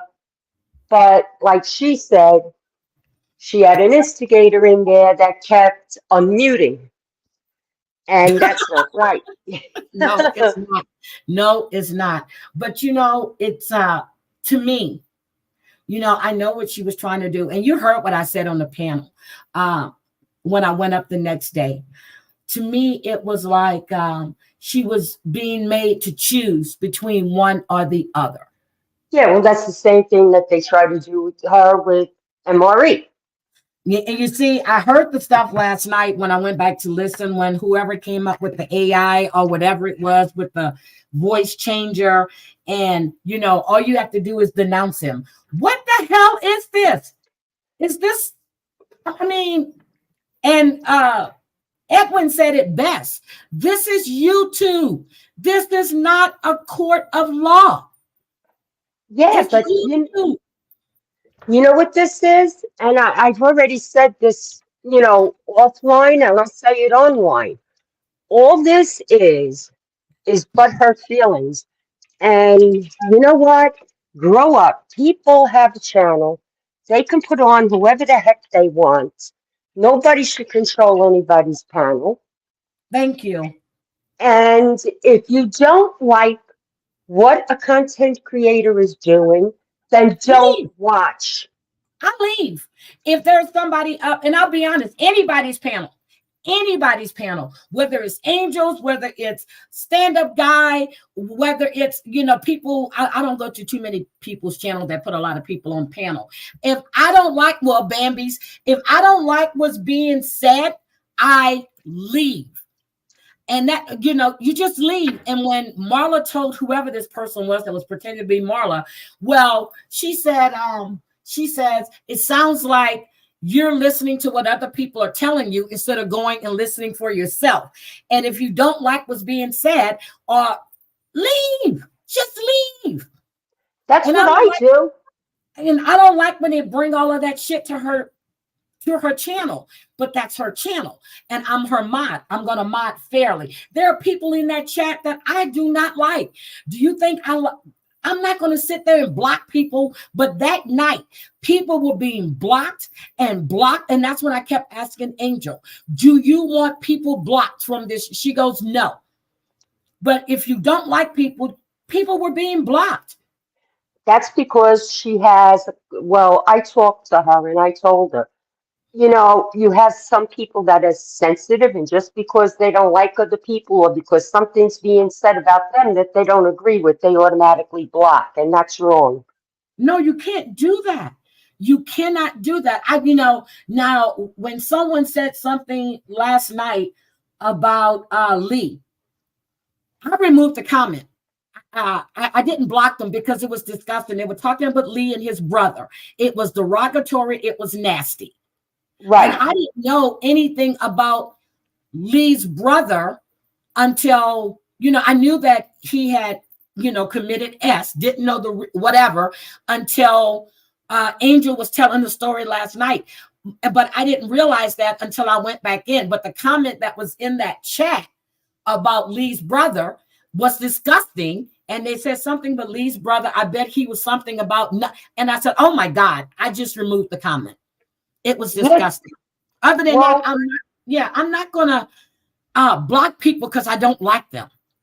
Right. There was some in there that I don't get along with either, but I don't say anything.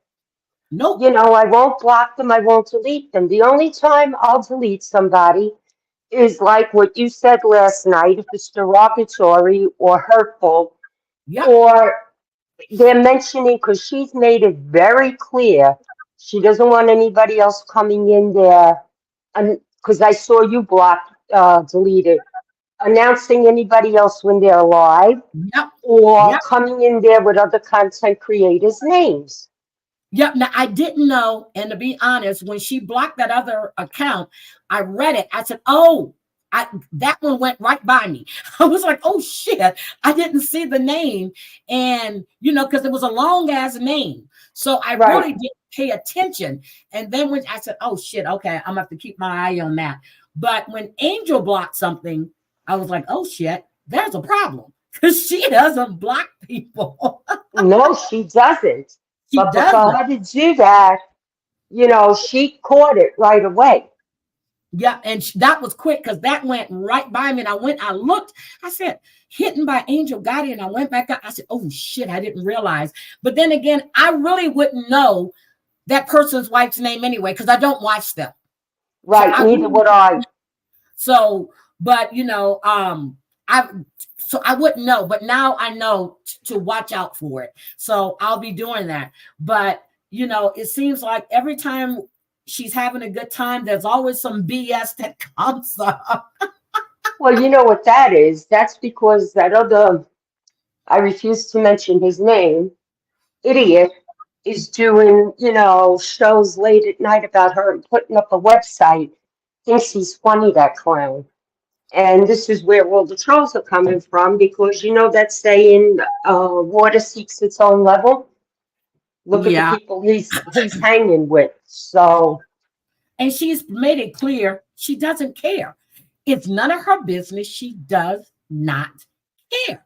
Right. That's how we all feel. I mean, I feel about it. None of my business.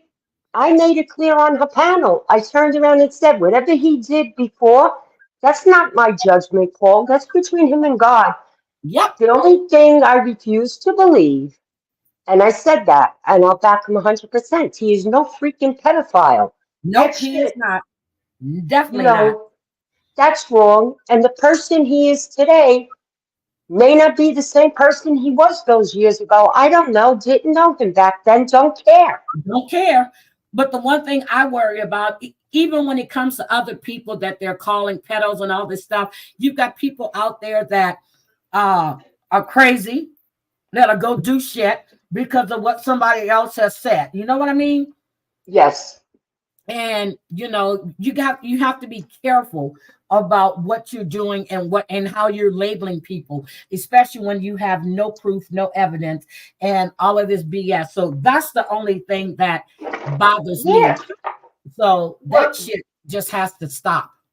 Either put it up or shut up. Try to see it. If you have it, put it out there. Why do drips and drabs and all that other stuff? But I just and when I heard that person, now, am I crazy? When did MRE said he was going to sue somebody? He said he was going, I don't know if he used the word sue. I know he said he was going to see his attorney. Yeah, he said he was going to see his attorney. And I thought he said because something happened with his bank account. And if it turns out that somebody is messing with his bank account, he's going to go see his attorney. I didn't hear him say he was going to sue anybody. No, I didn't either.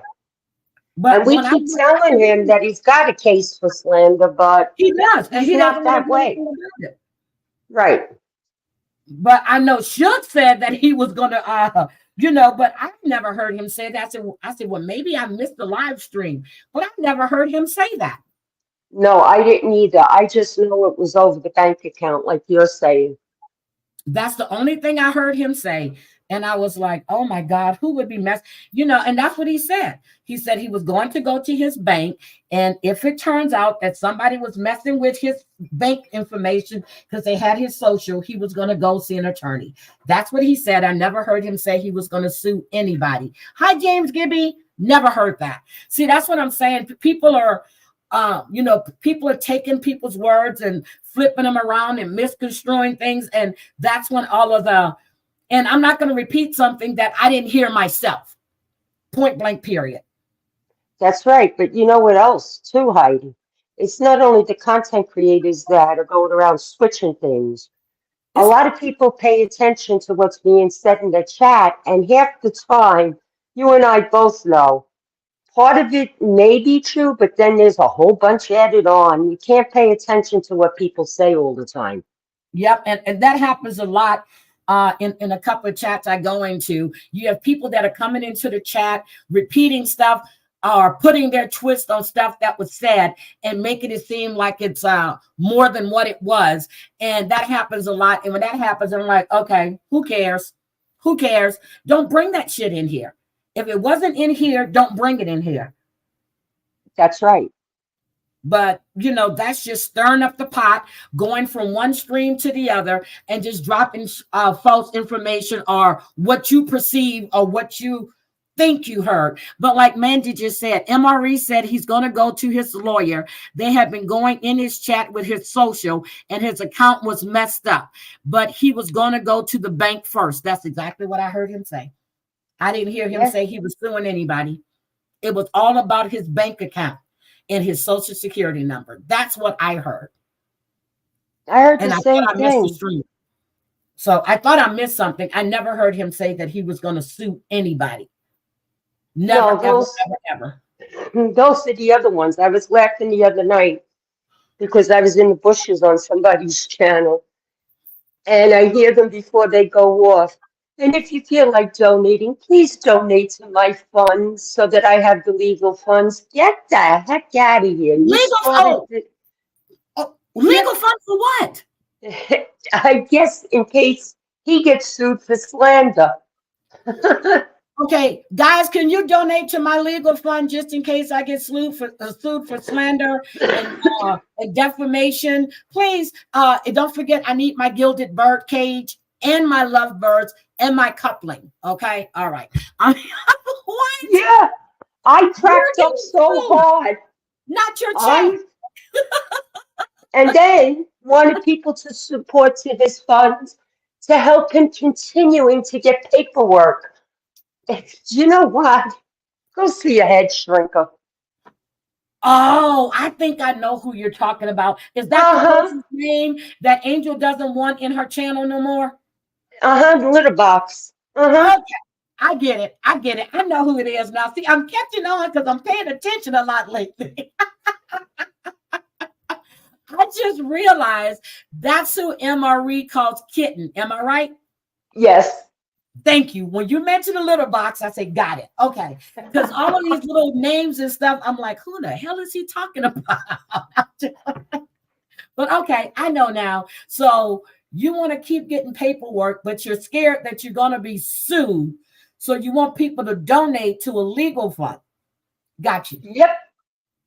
Got you. See, I'm serious. I've been paying attention lately. Normally I just go in and listen and go to sleep. But these last 3 or 4 lives that's been going on between Angel and MRE, I've actually paid attention so I can have the history behind the stuff that they're talking about.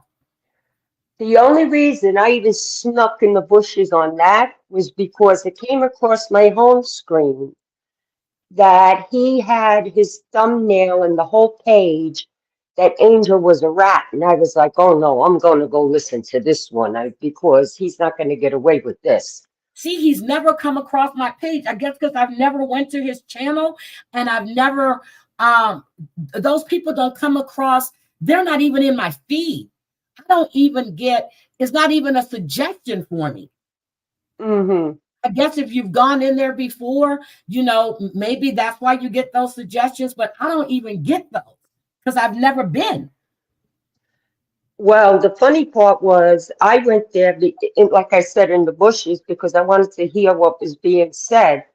But she had enough supporters in there that, and so did MRE that came out and were giving it to him in the chat. So there was no need for anybody else to get involved.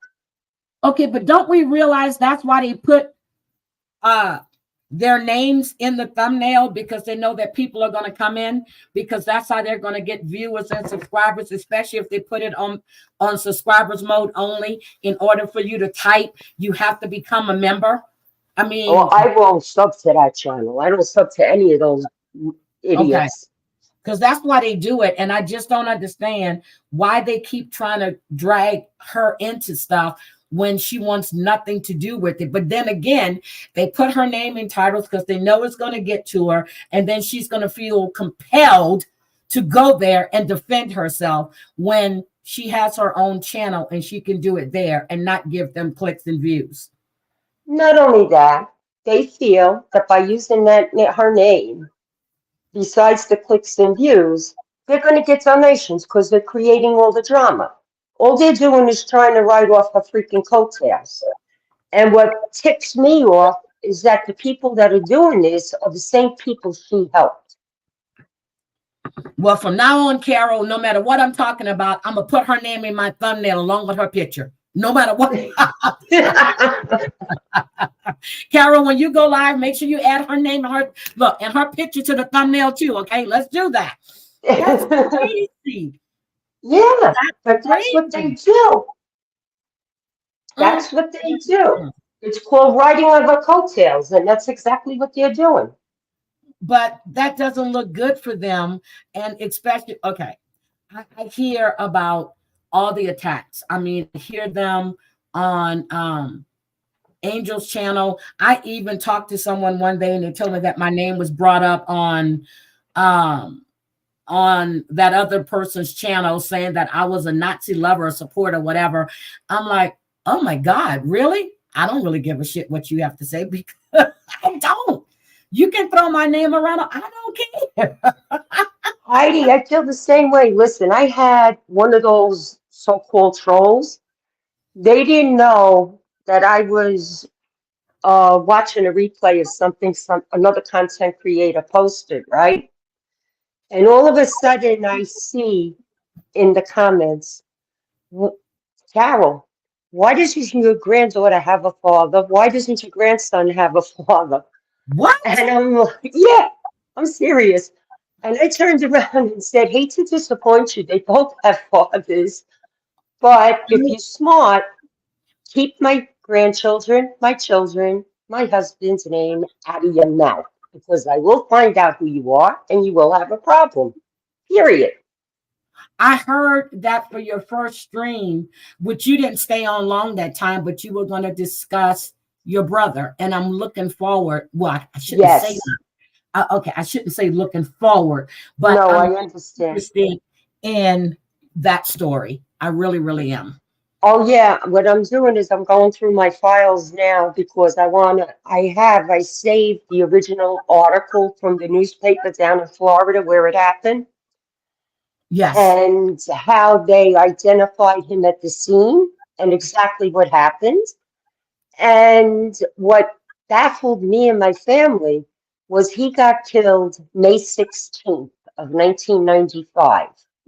Ooh. We weren't notified until May 28th. Oh my God.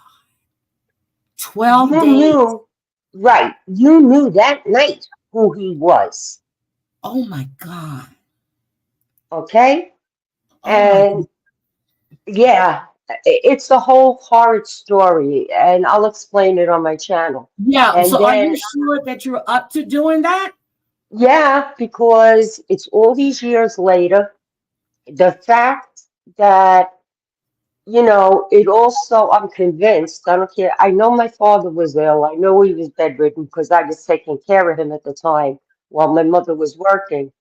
But when he got news of my brother's passing, he took another stroke in the funeral parlor. We couldn't even bring him back to the funeral parlor.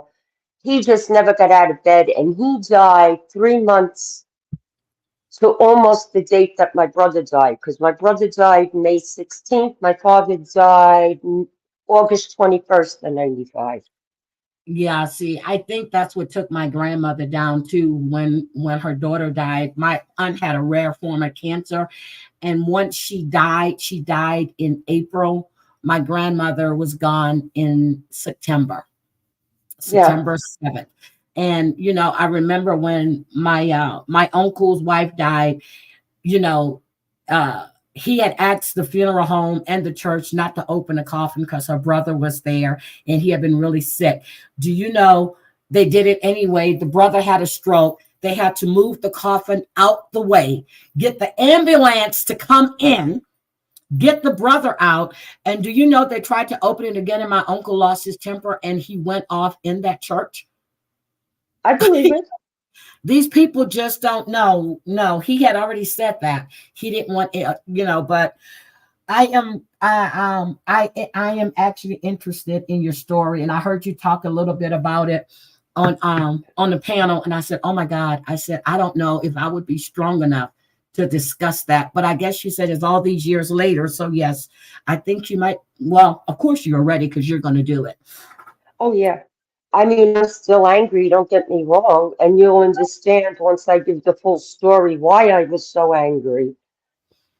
But 12 days, 12 whole days. Damn. yeah, 12 days, plus the guy that did it was arrested 21 times for DUI, and they only gave him 12 years. Yeah, they let him plead out after killing 2 people and injuring 8 others. So yeah, to say I'm still angry is an understatement. Okay, so you were listening to the story about Drew Peterson. Do you think at that time, if they would have charged him with homicide then, do you think Stacy would still be here? Yes, beyond a doubt. Me too. Me too. Me too. I Beyond a think she'll doubt. be here. Yep. And I forgot when they interviewed Stacy that Drew was right there. I forgot when they said that during the when they said it, when I was playing the CNN thing, when they said it, I said, damn, I forgot he was right there. It's just like Murdoch when they were interviewing when the housekeeper supposedly tripped down the stairs. He wasn't even home, but they interviewed Murdoch instead of his wife. So I don't know if you're familiar with that Alex Murdoch case, but no, that one I didn't follow. Oh my God, Carol, I covered that before it became a national media sensation. I had that case way before the news picked up. There were so many deaths and so many people surrounding that family that lost their lives. And it was all because of Alex Murdoch and his wife too. Yeah. Mm-hmm. Unreal. You know what I was following this week? Last week on Court TV, the one where the parents are charged with manslaughter for their son's shooting at the school where he killed those 4 innocent people. I was so glad. Yep. And I was glad they came back with the verdict they did. Her whole, I think what really, well, not what did it in him, but when she said that she wouldn't change a thing, I was Savage, who's in the chat. She was talking about it, and I know that case was really close to her, so I didn't want to touch it because she was talking about it. But when she went to the school, I remember trying to find out when they found the drawing of the gun, and he wrote, "Help me, everything is dark." I had to ask Savage because this has been something that's close to her because it happened not too far from where she's at. And one of her friends' son was, one of his best friends were killed. So I said, did she leave the school and ever go home to see if the gun was there? And she said, no, she went back to work because her job was more important. She never once told the school that young man had a gun. He had his backpack on when he was in the office. No one ever bothered to check because the mother never told him he had the gun. that his father had bought him that gun. And then when I heard that she sent him a text, haha, just don't get caught the next time. I was like, get the hell out of here. Exactly. That's why when they came back with the verdict they did, I was glad.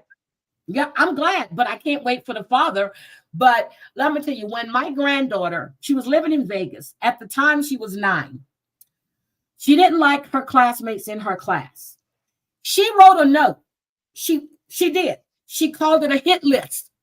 She called it a hit list. And she wrote down her classmates' names. The teacher, she balled it up and put it in the trash. The teacher got it, knew it was her handwriting. They got her in the office, called my son off base, called his wife, if she would have been 10, she would have been arrested. And I'm like, why would you write that? She says, because they're stupid and they get on my nerves. And then I found out she was the only black kid in the class, but that's still no excuse. And I was like, oh my God. So she had to go, and they took her to see a counselor and everything else. But I told them, remove her from that classroom, because she always had the answers right. They were always picking on her. And she had this bottled up frustration. And they took her to go see a therapist. But she was 9. If she was 10, she would have been arrested. You know, that's what I don't understand. I don't understand, like, these younger children, like you're saying now, why, if the school sees a problem or the parents see a problem, that they don't take them to therapy. Don't arrest these kids. They need help while they're young. Their minds aren't even fully developed yet. And so, That's the way I feel. Yeah, I asked her, why would you do that? And she told me what was going on. So when they went, when they went to the office, like, I think this was maybe 3 days later, because they had to go back because she had been suspended. And she had a 3-day suspension. So in order for her to come back, they had to show that they had put her in therapy and stuff. So my daughter-in-law put me on the phone so I can hear what was being said. And my son was just sitting there agreeing with what was being said. I said, oh, no. And then he jumped. So he was like, oh, God. I said, first of all, you need to talk to her and find out why did she write it. I said, I know why she wrote it. I said, don't just assume that you know what was going on. I said, she's been picked on since the time she's been in that class. She's told you, I'm talking to my son, that how she's treated by the teacher. She's told you how she's treated by these students. She's the only Black in that class, and she knows the answers, and they're calling her names. And my son he didn't say another word. So the principal was talking, and she goes, who's on the phone? I said, I am her grandmother.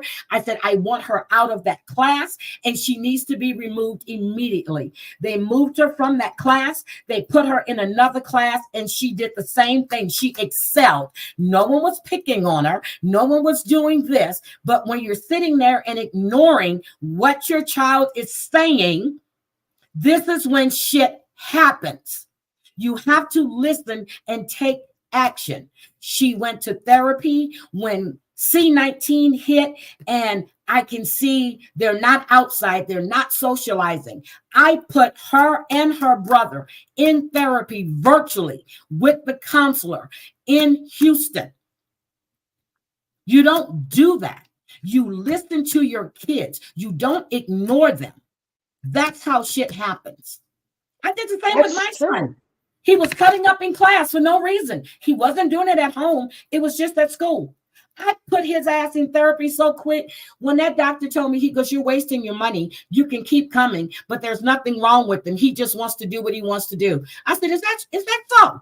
And I proceeded to start beating his ass every time he cut up. But I'm quick to take him to therapy. You never know. You don't know. I'll give you an example. One of my sons, my second eldest, okay, when he was in first grade, he was close friends. I don't know if you remember the David Rothenberg case or not. I heard about it, but I don't I'll have to look it up again, but I remember the name. Okay. My son was very close with him. They were like friends in first grade. They went to each other's houses. I was close with the mother. The father, that you thought was an adoring father because every t-shirt he wore had a picture of him and his son, and he was attending PTA meetings and everything else, takes the kid to California, waits till the kid is sleeping and sets him on fire. This child survived. When he came back to the school, my heart broke because this poor child was wrapped from head to foot in bandages. Oh My my God. son did not know how to deal with this. So I had to take my son to therapy because I wanted him to get the help that he needed because I didn't want, it's a complicated situation.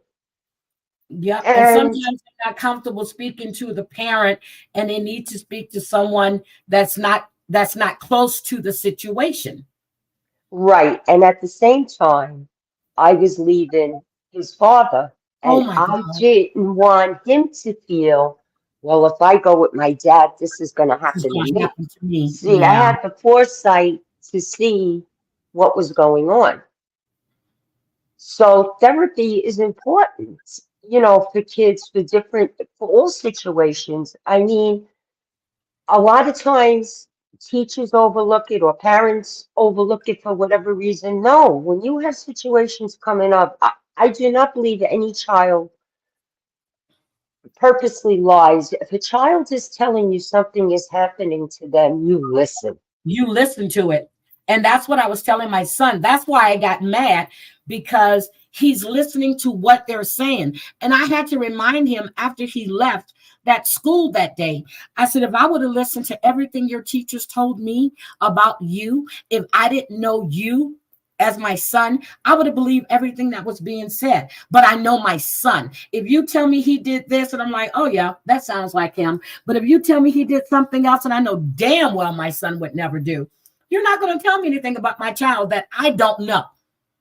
So that's what I told him. He was like, well, I didn't. I said, if you listen to your daughter, I said, she was telling you a while back she didn't want to be in that class. I said, I even asked him when they told me what happened. I said, is this the teacher that she does the social studies with? And he goes, how'd you know that? And I told, because I knew, because she was telling me this. Just like we had a school, the school was on lockdown before my granddaughter left. And I had a doctor's appointment.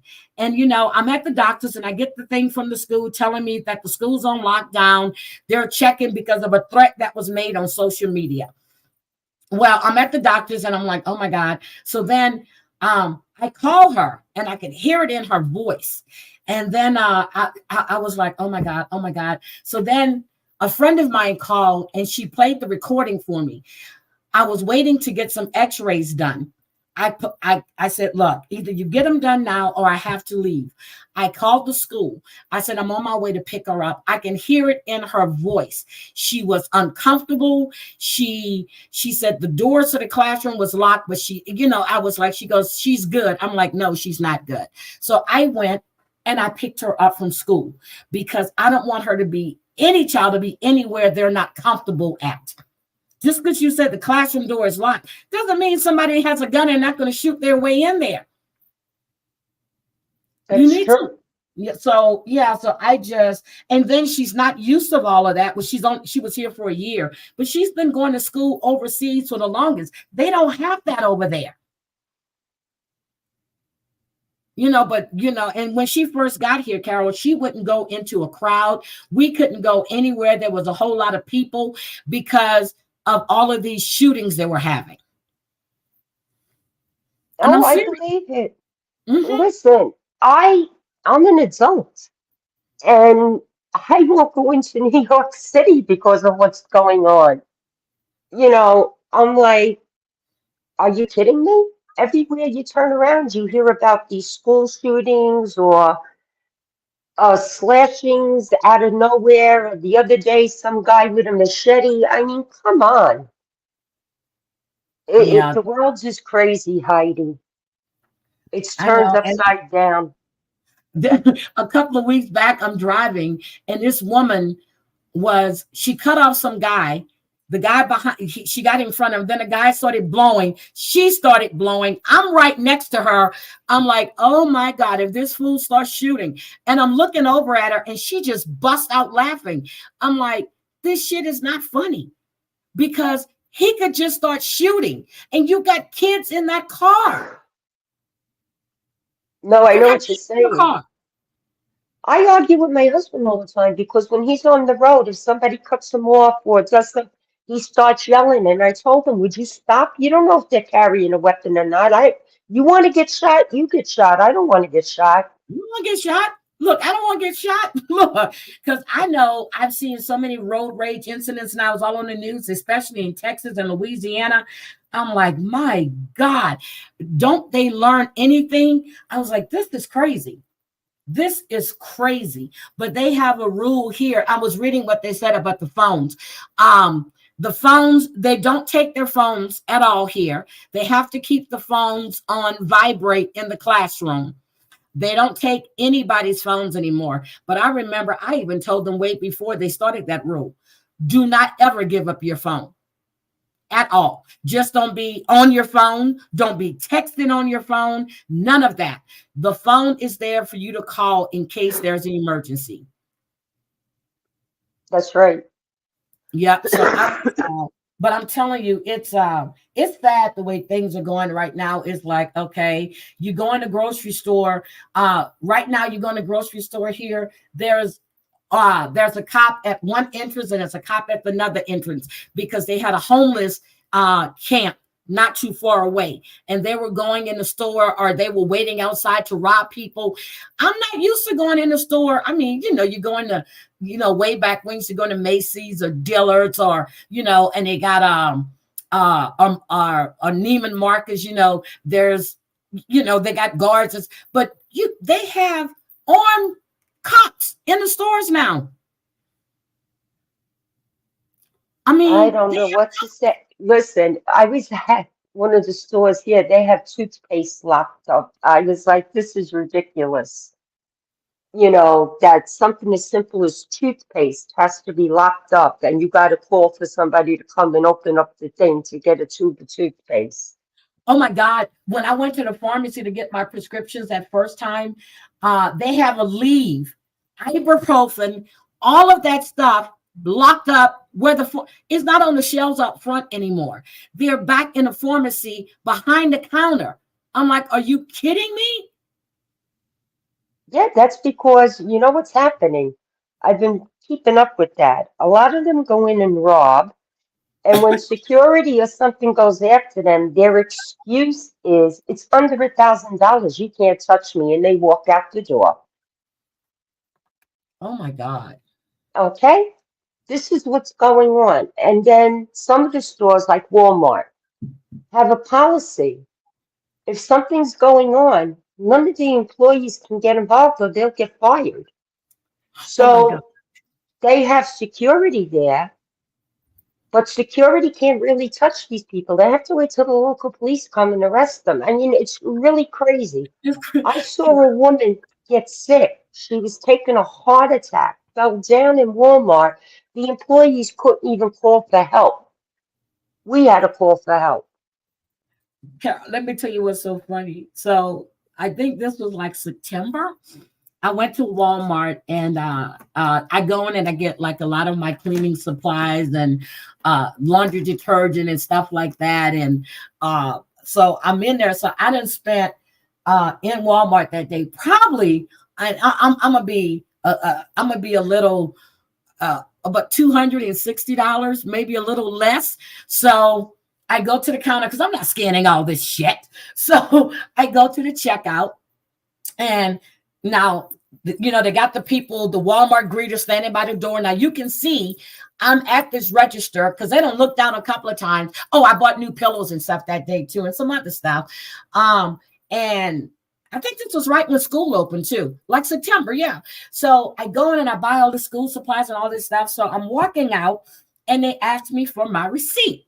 And I looked at them. I said, I said, I'm not giving you a receipt. I said, you just stood there and watched this woman ring me up. I said, I am not showing you a receipt. So, Carol, I'm walking out and the thing goes, ding. Kayla they never even stepped to me. Kayla was like, Grandma, what is? I said, I have no idea, but I don't have anything on me. They rang me up, but they forgot something. That's on them. Girl, I was so he went,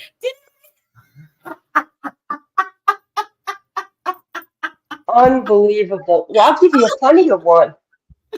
This the store was crowded, right? So I don't believe in self-checkout, but that day I just wanted to get the hell out of there. So I went to the self-checkout. I called the girl over and she goes, what's the matter? I said, I can't use this machine. The person before me, look, there's the total of their purchases. They never paid for them. They rang up everything on the self-checkout and just walked out the door.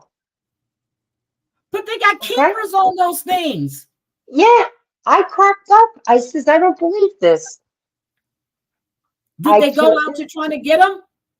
No, because they were already gone. Oh my God. But no, I just refused to show them my receipt. You have no reason, unless you got me on camera stealing something. No. And like that one lady that had bought, she had bought a few things. This was around Christmas time, and they tried to stop her from leaving the store, and it was asking her for the receipt. She had her receipt. She told them she wasn't showing them. How do you have the right? You have no, and they detained her, and she actually sued. They got a lawsuit right now because she was detained from leaving. So basically, that's kidnapping. Yeah. She's suing Walmart right now. Unbelievable. Yep. And I was just like, and I did. I told her, I said, but it was bad because you looked there several times and saw me at that register. They couldn't put the pillows or anything in a bag. And I think I bought her a new comforter and some whatever lamp she wanted, some other shit she wanted for school and some other stuff. And you're going to ask me for my receipt. And I looked at that man. I said, well, first what pissed me off is the lady in front of me went straight through. They never asked for her receipt. I said, I'm not showing you my receipt. I said, did you ask her for a receipt? And he was like, and I said, Kelly, keep going. And she goes, but Grandma, I said, go. And girl, when I went to that thing, it went, dee-dee-dee-dee. I said, oh, shit. But I didn't think it. They're unreal, I'm telling you. But when It's I go crazy. into, like when I go into Macy's or something, I ding when I go in the store. It's something on my necklace, on my the wire in my bra, or whatever. But I ding when I go in the store. I went into Target in Virginia Beach, a big Target when they first opened it. I just moved into the new house. I went in and I bought Nathan all new curtains and stuff for his room, new bedrooms, sheets and comforters and stuff. And I beat when I went in the store. I'm going out the store. I beat. They told me I needed to go back to the register. I said, I do. And, so the lady at the register was trying, and she goes, ma'am, she goes, we need to check. I said, I tell you what, let's get all of this shit back and put my money back on my card. And they were looking at me. That woman had to go through and she had to refund me all my money. I was pissed, but I went to another store and bought all the same shit again. I was so mad. Yeah. They told me I had to go back to the register. The hell I'm stealing for her. Yeah. I'll make you really laugh. After I had my hip replaced, I went through one of those detectors and it went off. And I pulled the card out of my wallet because it has my doctor's picture, my name, the fact that I had a hip replacement, and exactly what's in my hip. Uh-huh. Okay? They made me go stand to the side and wave that wands all over me to make sure it was my hip. And I was like, you got to be kidding me. What's the purpose of getting this card? Yep. That says you had the replacement, when it was replaced, the whole 9 yards, exactly what's in your hip. And they still embarrass you anyway. That happened They to me don't. when I was flying out the last time, but no, I was flying home in New Orleans. I went through and they asked me to step to the side. They asked me, did I have a pacemaker or anything? I'm like, no. And I have to remember not to wear a bra with a wire, you know, like the wire things when I'm going through, Right. because that always happens. And I was like, so then they wound me down and I was like, okay, great. But I have to remember when I go, and for some reason I was tired, I guess. I didn't remember not to wear a bra with the wire when I'm going through. But it's just little things like that. But I got in Houston, you know how they got the little thing at the airport where Yes. they check your hands for explosive and stuff, you know, they tap your hands. I'm flying to Maryland with my grandson, and there's a guy in front of me, and I'm not being, but he was Pakistani and something. He had the turban or whatever on his head, and the guy said, "Excuse me, ma'am." He goes, "This is a random check." I said, "For what?" He said, "For explosives." I said, "Are you fucking serious?" I said, "Did you check him in front of me?" The white guy behind me was laughing so hard. He was saying, "What the hell?" My grandson was like, "Oh no, grandma." I said, "Did you check him?" I don't blame you. I would have said the same thing. Explosives. That's what I'm gonna do with explosives. How the hell, girl? I was like, "Are you serious?" And then he was like, "It's just a random check." And I did. I said, "Did you check him?" Unbelievable. I was. Heidi, I'm I sorry. have to go, honey, Yep, I'm because I getting have out to of go here. start cooking.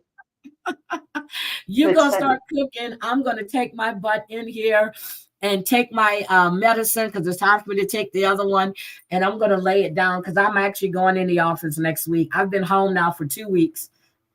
I've been working. Oh, Yeah, I've been home for 2 weeks, but I feel a hell of a lot better, Carol. I really do. But is good. Angel going live tonight? I know she says she normally go live on Saturday. Do you She know? said she was going to go live tonight. That's what I had heard, and I'm going to check in with her in a little while. And Okay. but knowing her, she'll post what time she's going live. You know Okay. her. Yeah. She'll Well, either post it this afternoon or about 2 hours before she's ready to go live. Yep, I'll definitely be looking forward to it. I'll be looking forward to your stream as well. I am really excited for you. We're trying to get Maureen to do a channel. Maureen says she don't want no damn channel. Thank you. Yeah, I don't blame her. I am better. I sound a lot better. My voice is getting stronger. It's not in my chest anymore, but I feel a lot better. So now I'm looking to rebook my trip that I had planned for Vegas that I couldn't take. So I need to rebook. And I'm waiting for my sister to let me know what dates they're going in to see if that's going to work with my calendar and what I need to do for work. So I'm getting out of here, guys, and thank you for hanging out with us. I really appreciate it. Carol, you're welcome on panel anytime. Thank you, Thank you, Heidi. you. You're welcome, sweetie. Everybody Have a good day. You too. I'll see you guys in either Savage's chat. If Drop the Mic goes live, I'll see you guys over there, or I'll see you in Angels. But I feel, or if she goes live, I'll probably see some of you over there. But I cannot wait for the trial to start for Crumbly's daddy, because I want to know what he's going to think about hearing about his wife's affair and everything else. So, and Chad Daybell's trial as well. I'll talk to you guys later. Have a great Saturday. Bye.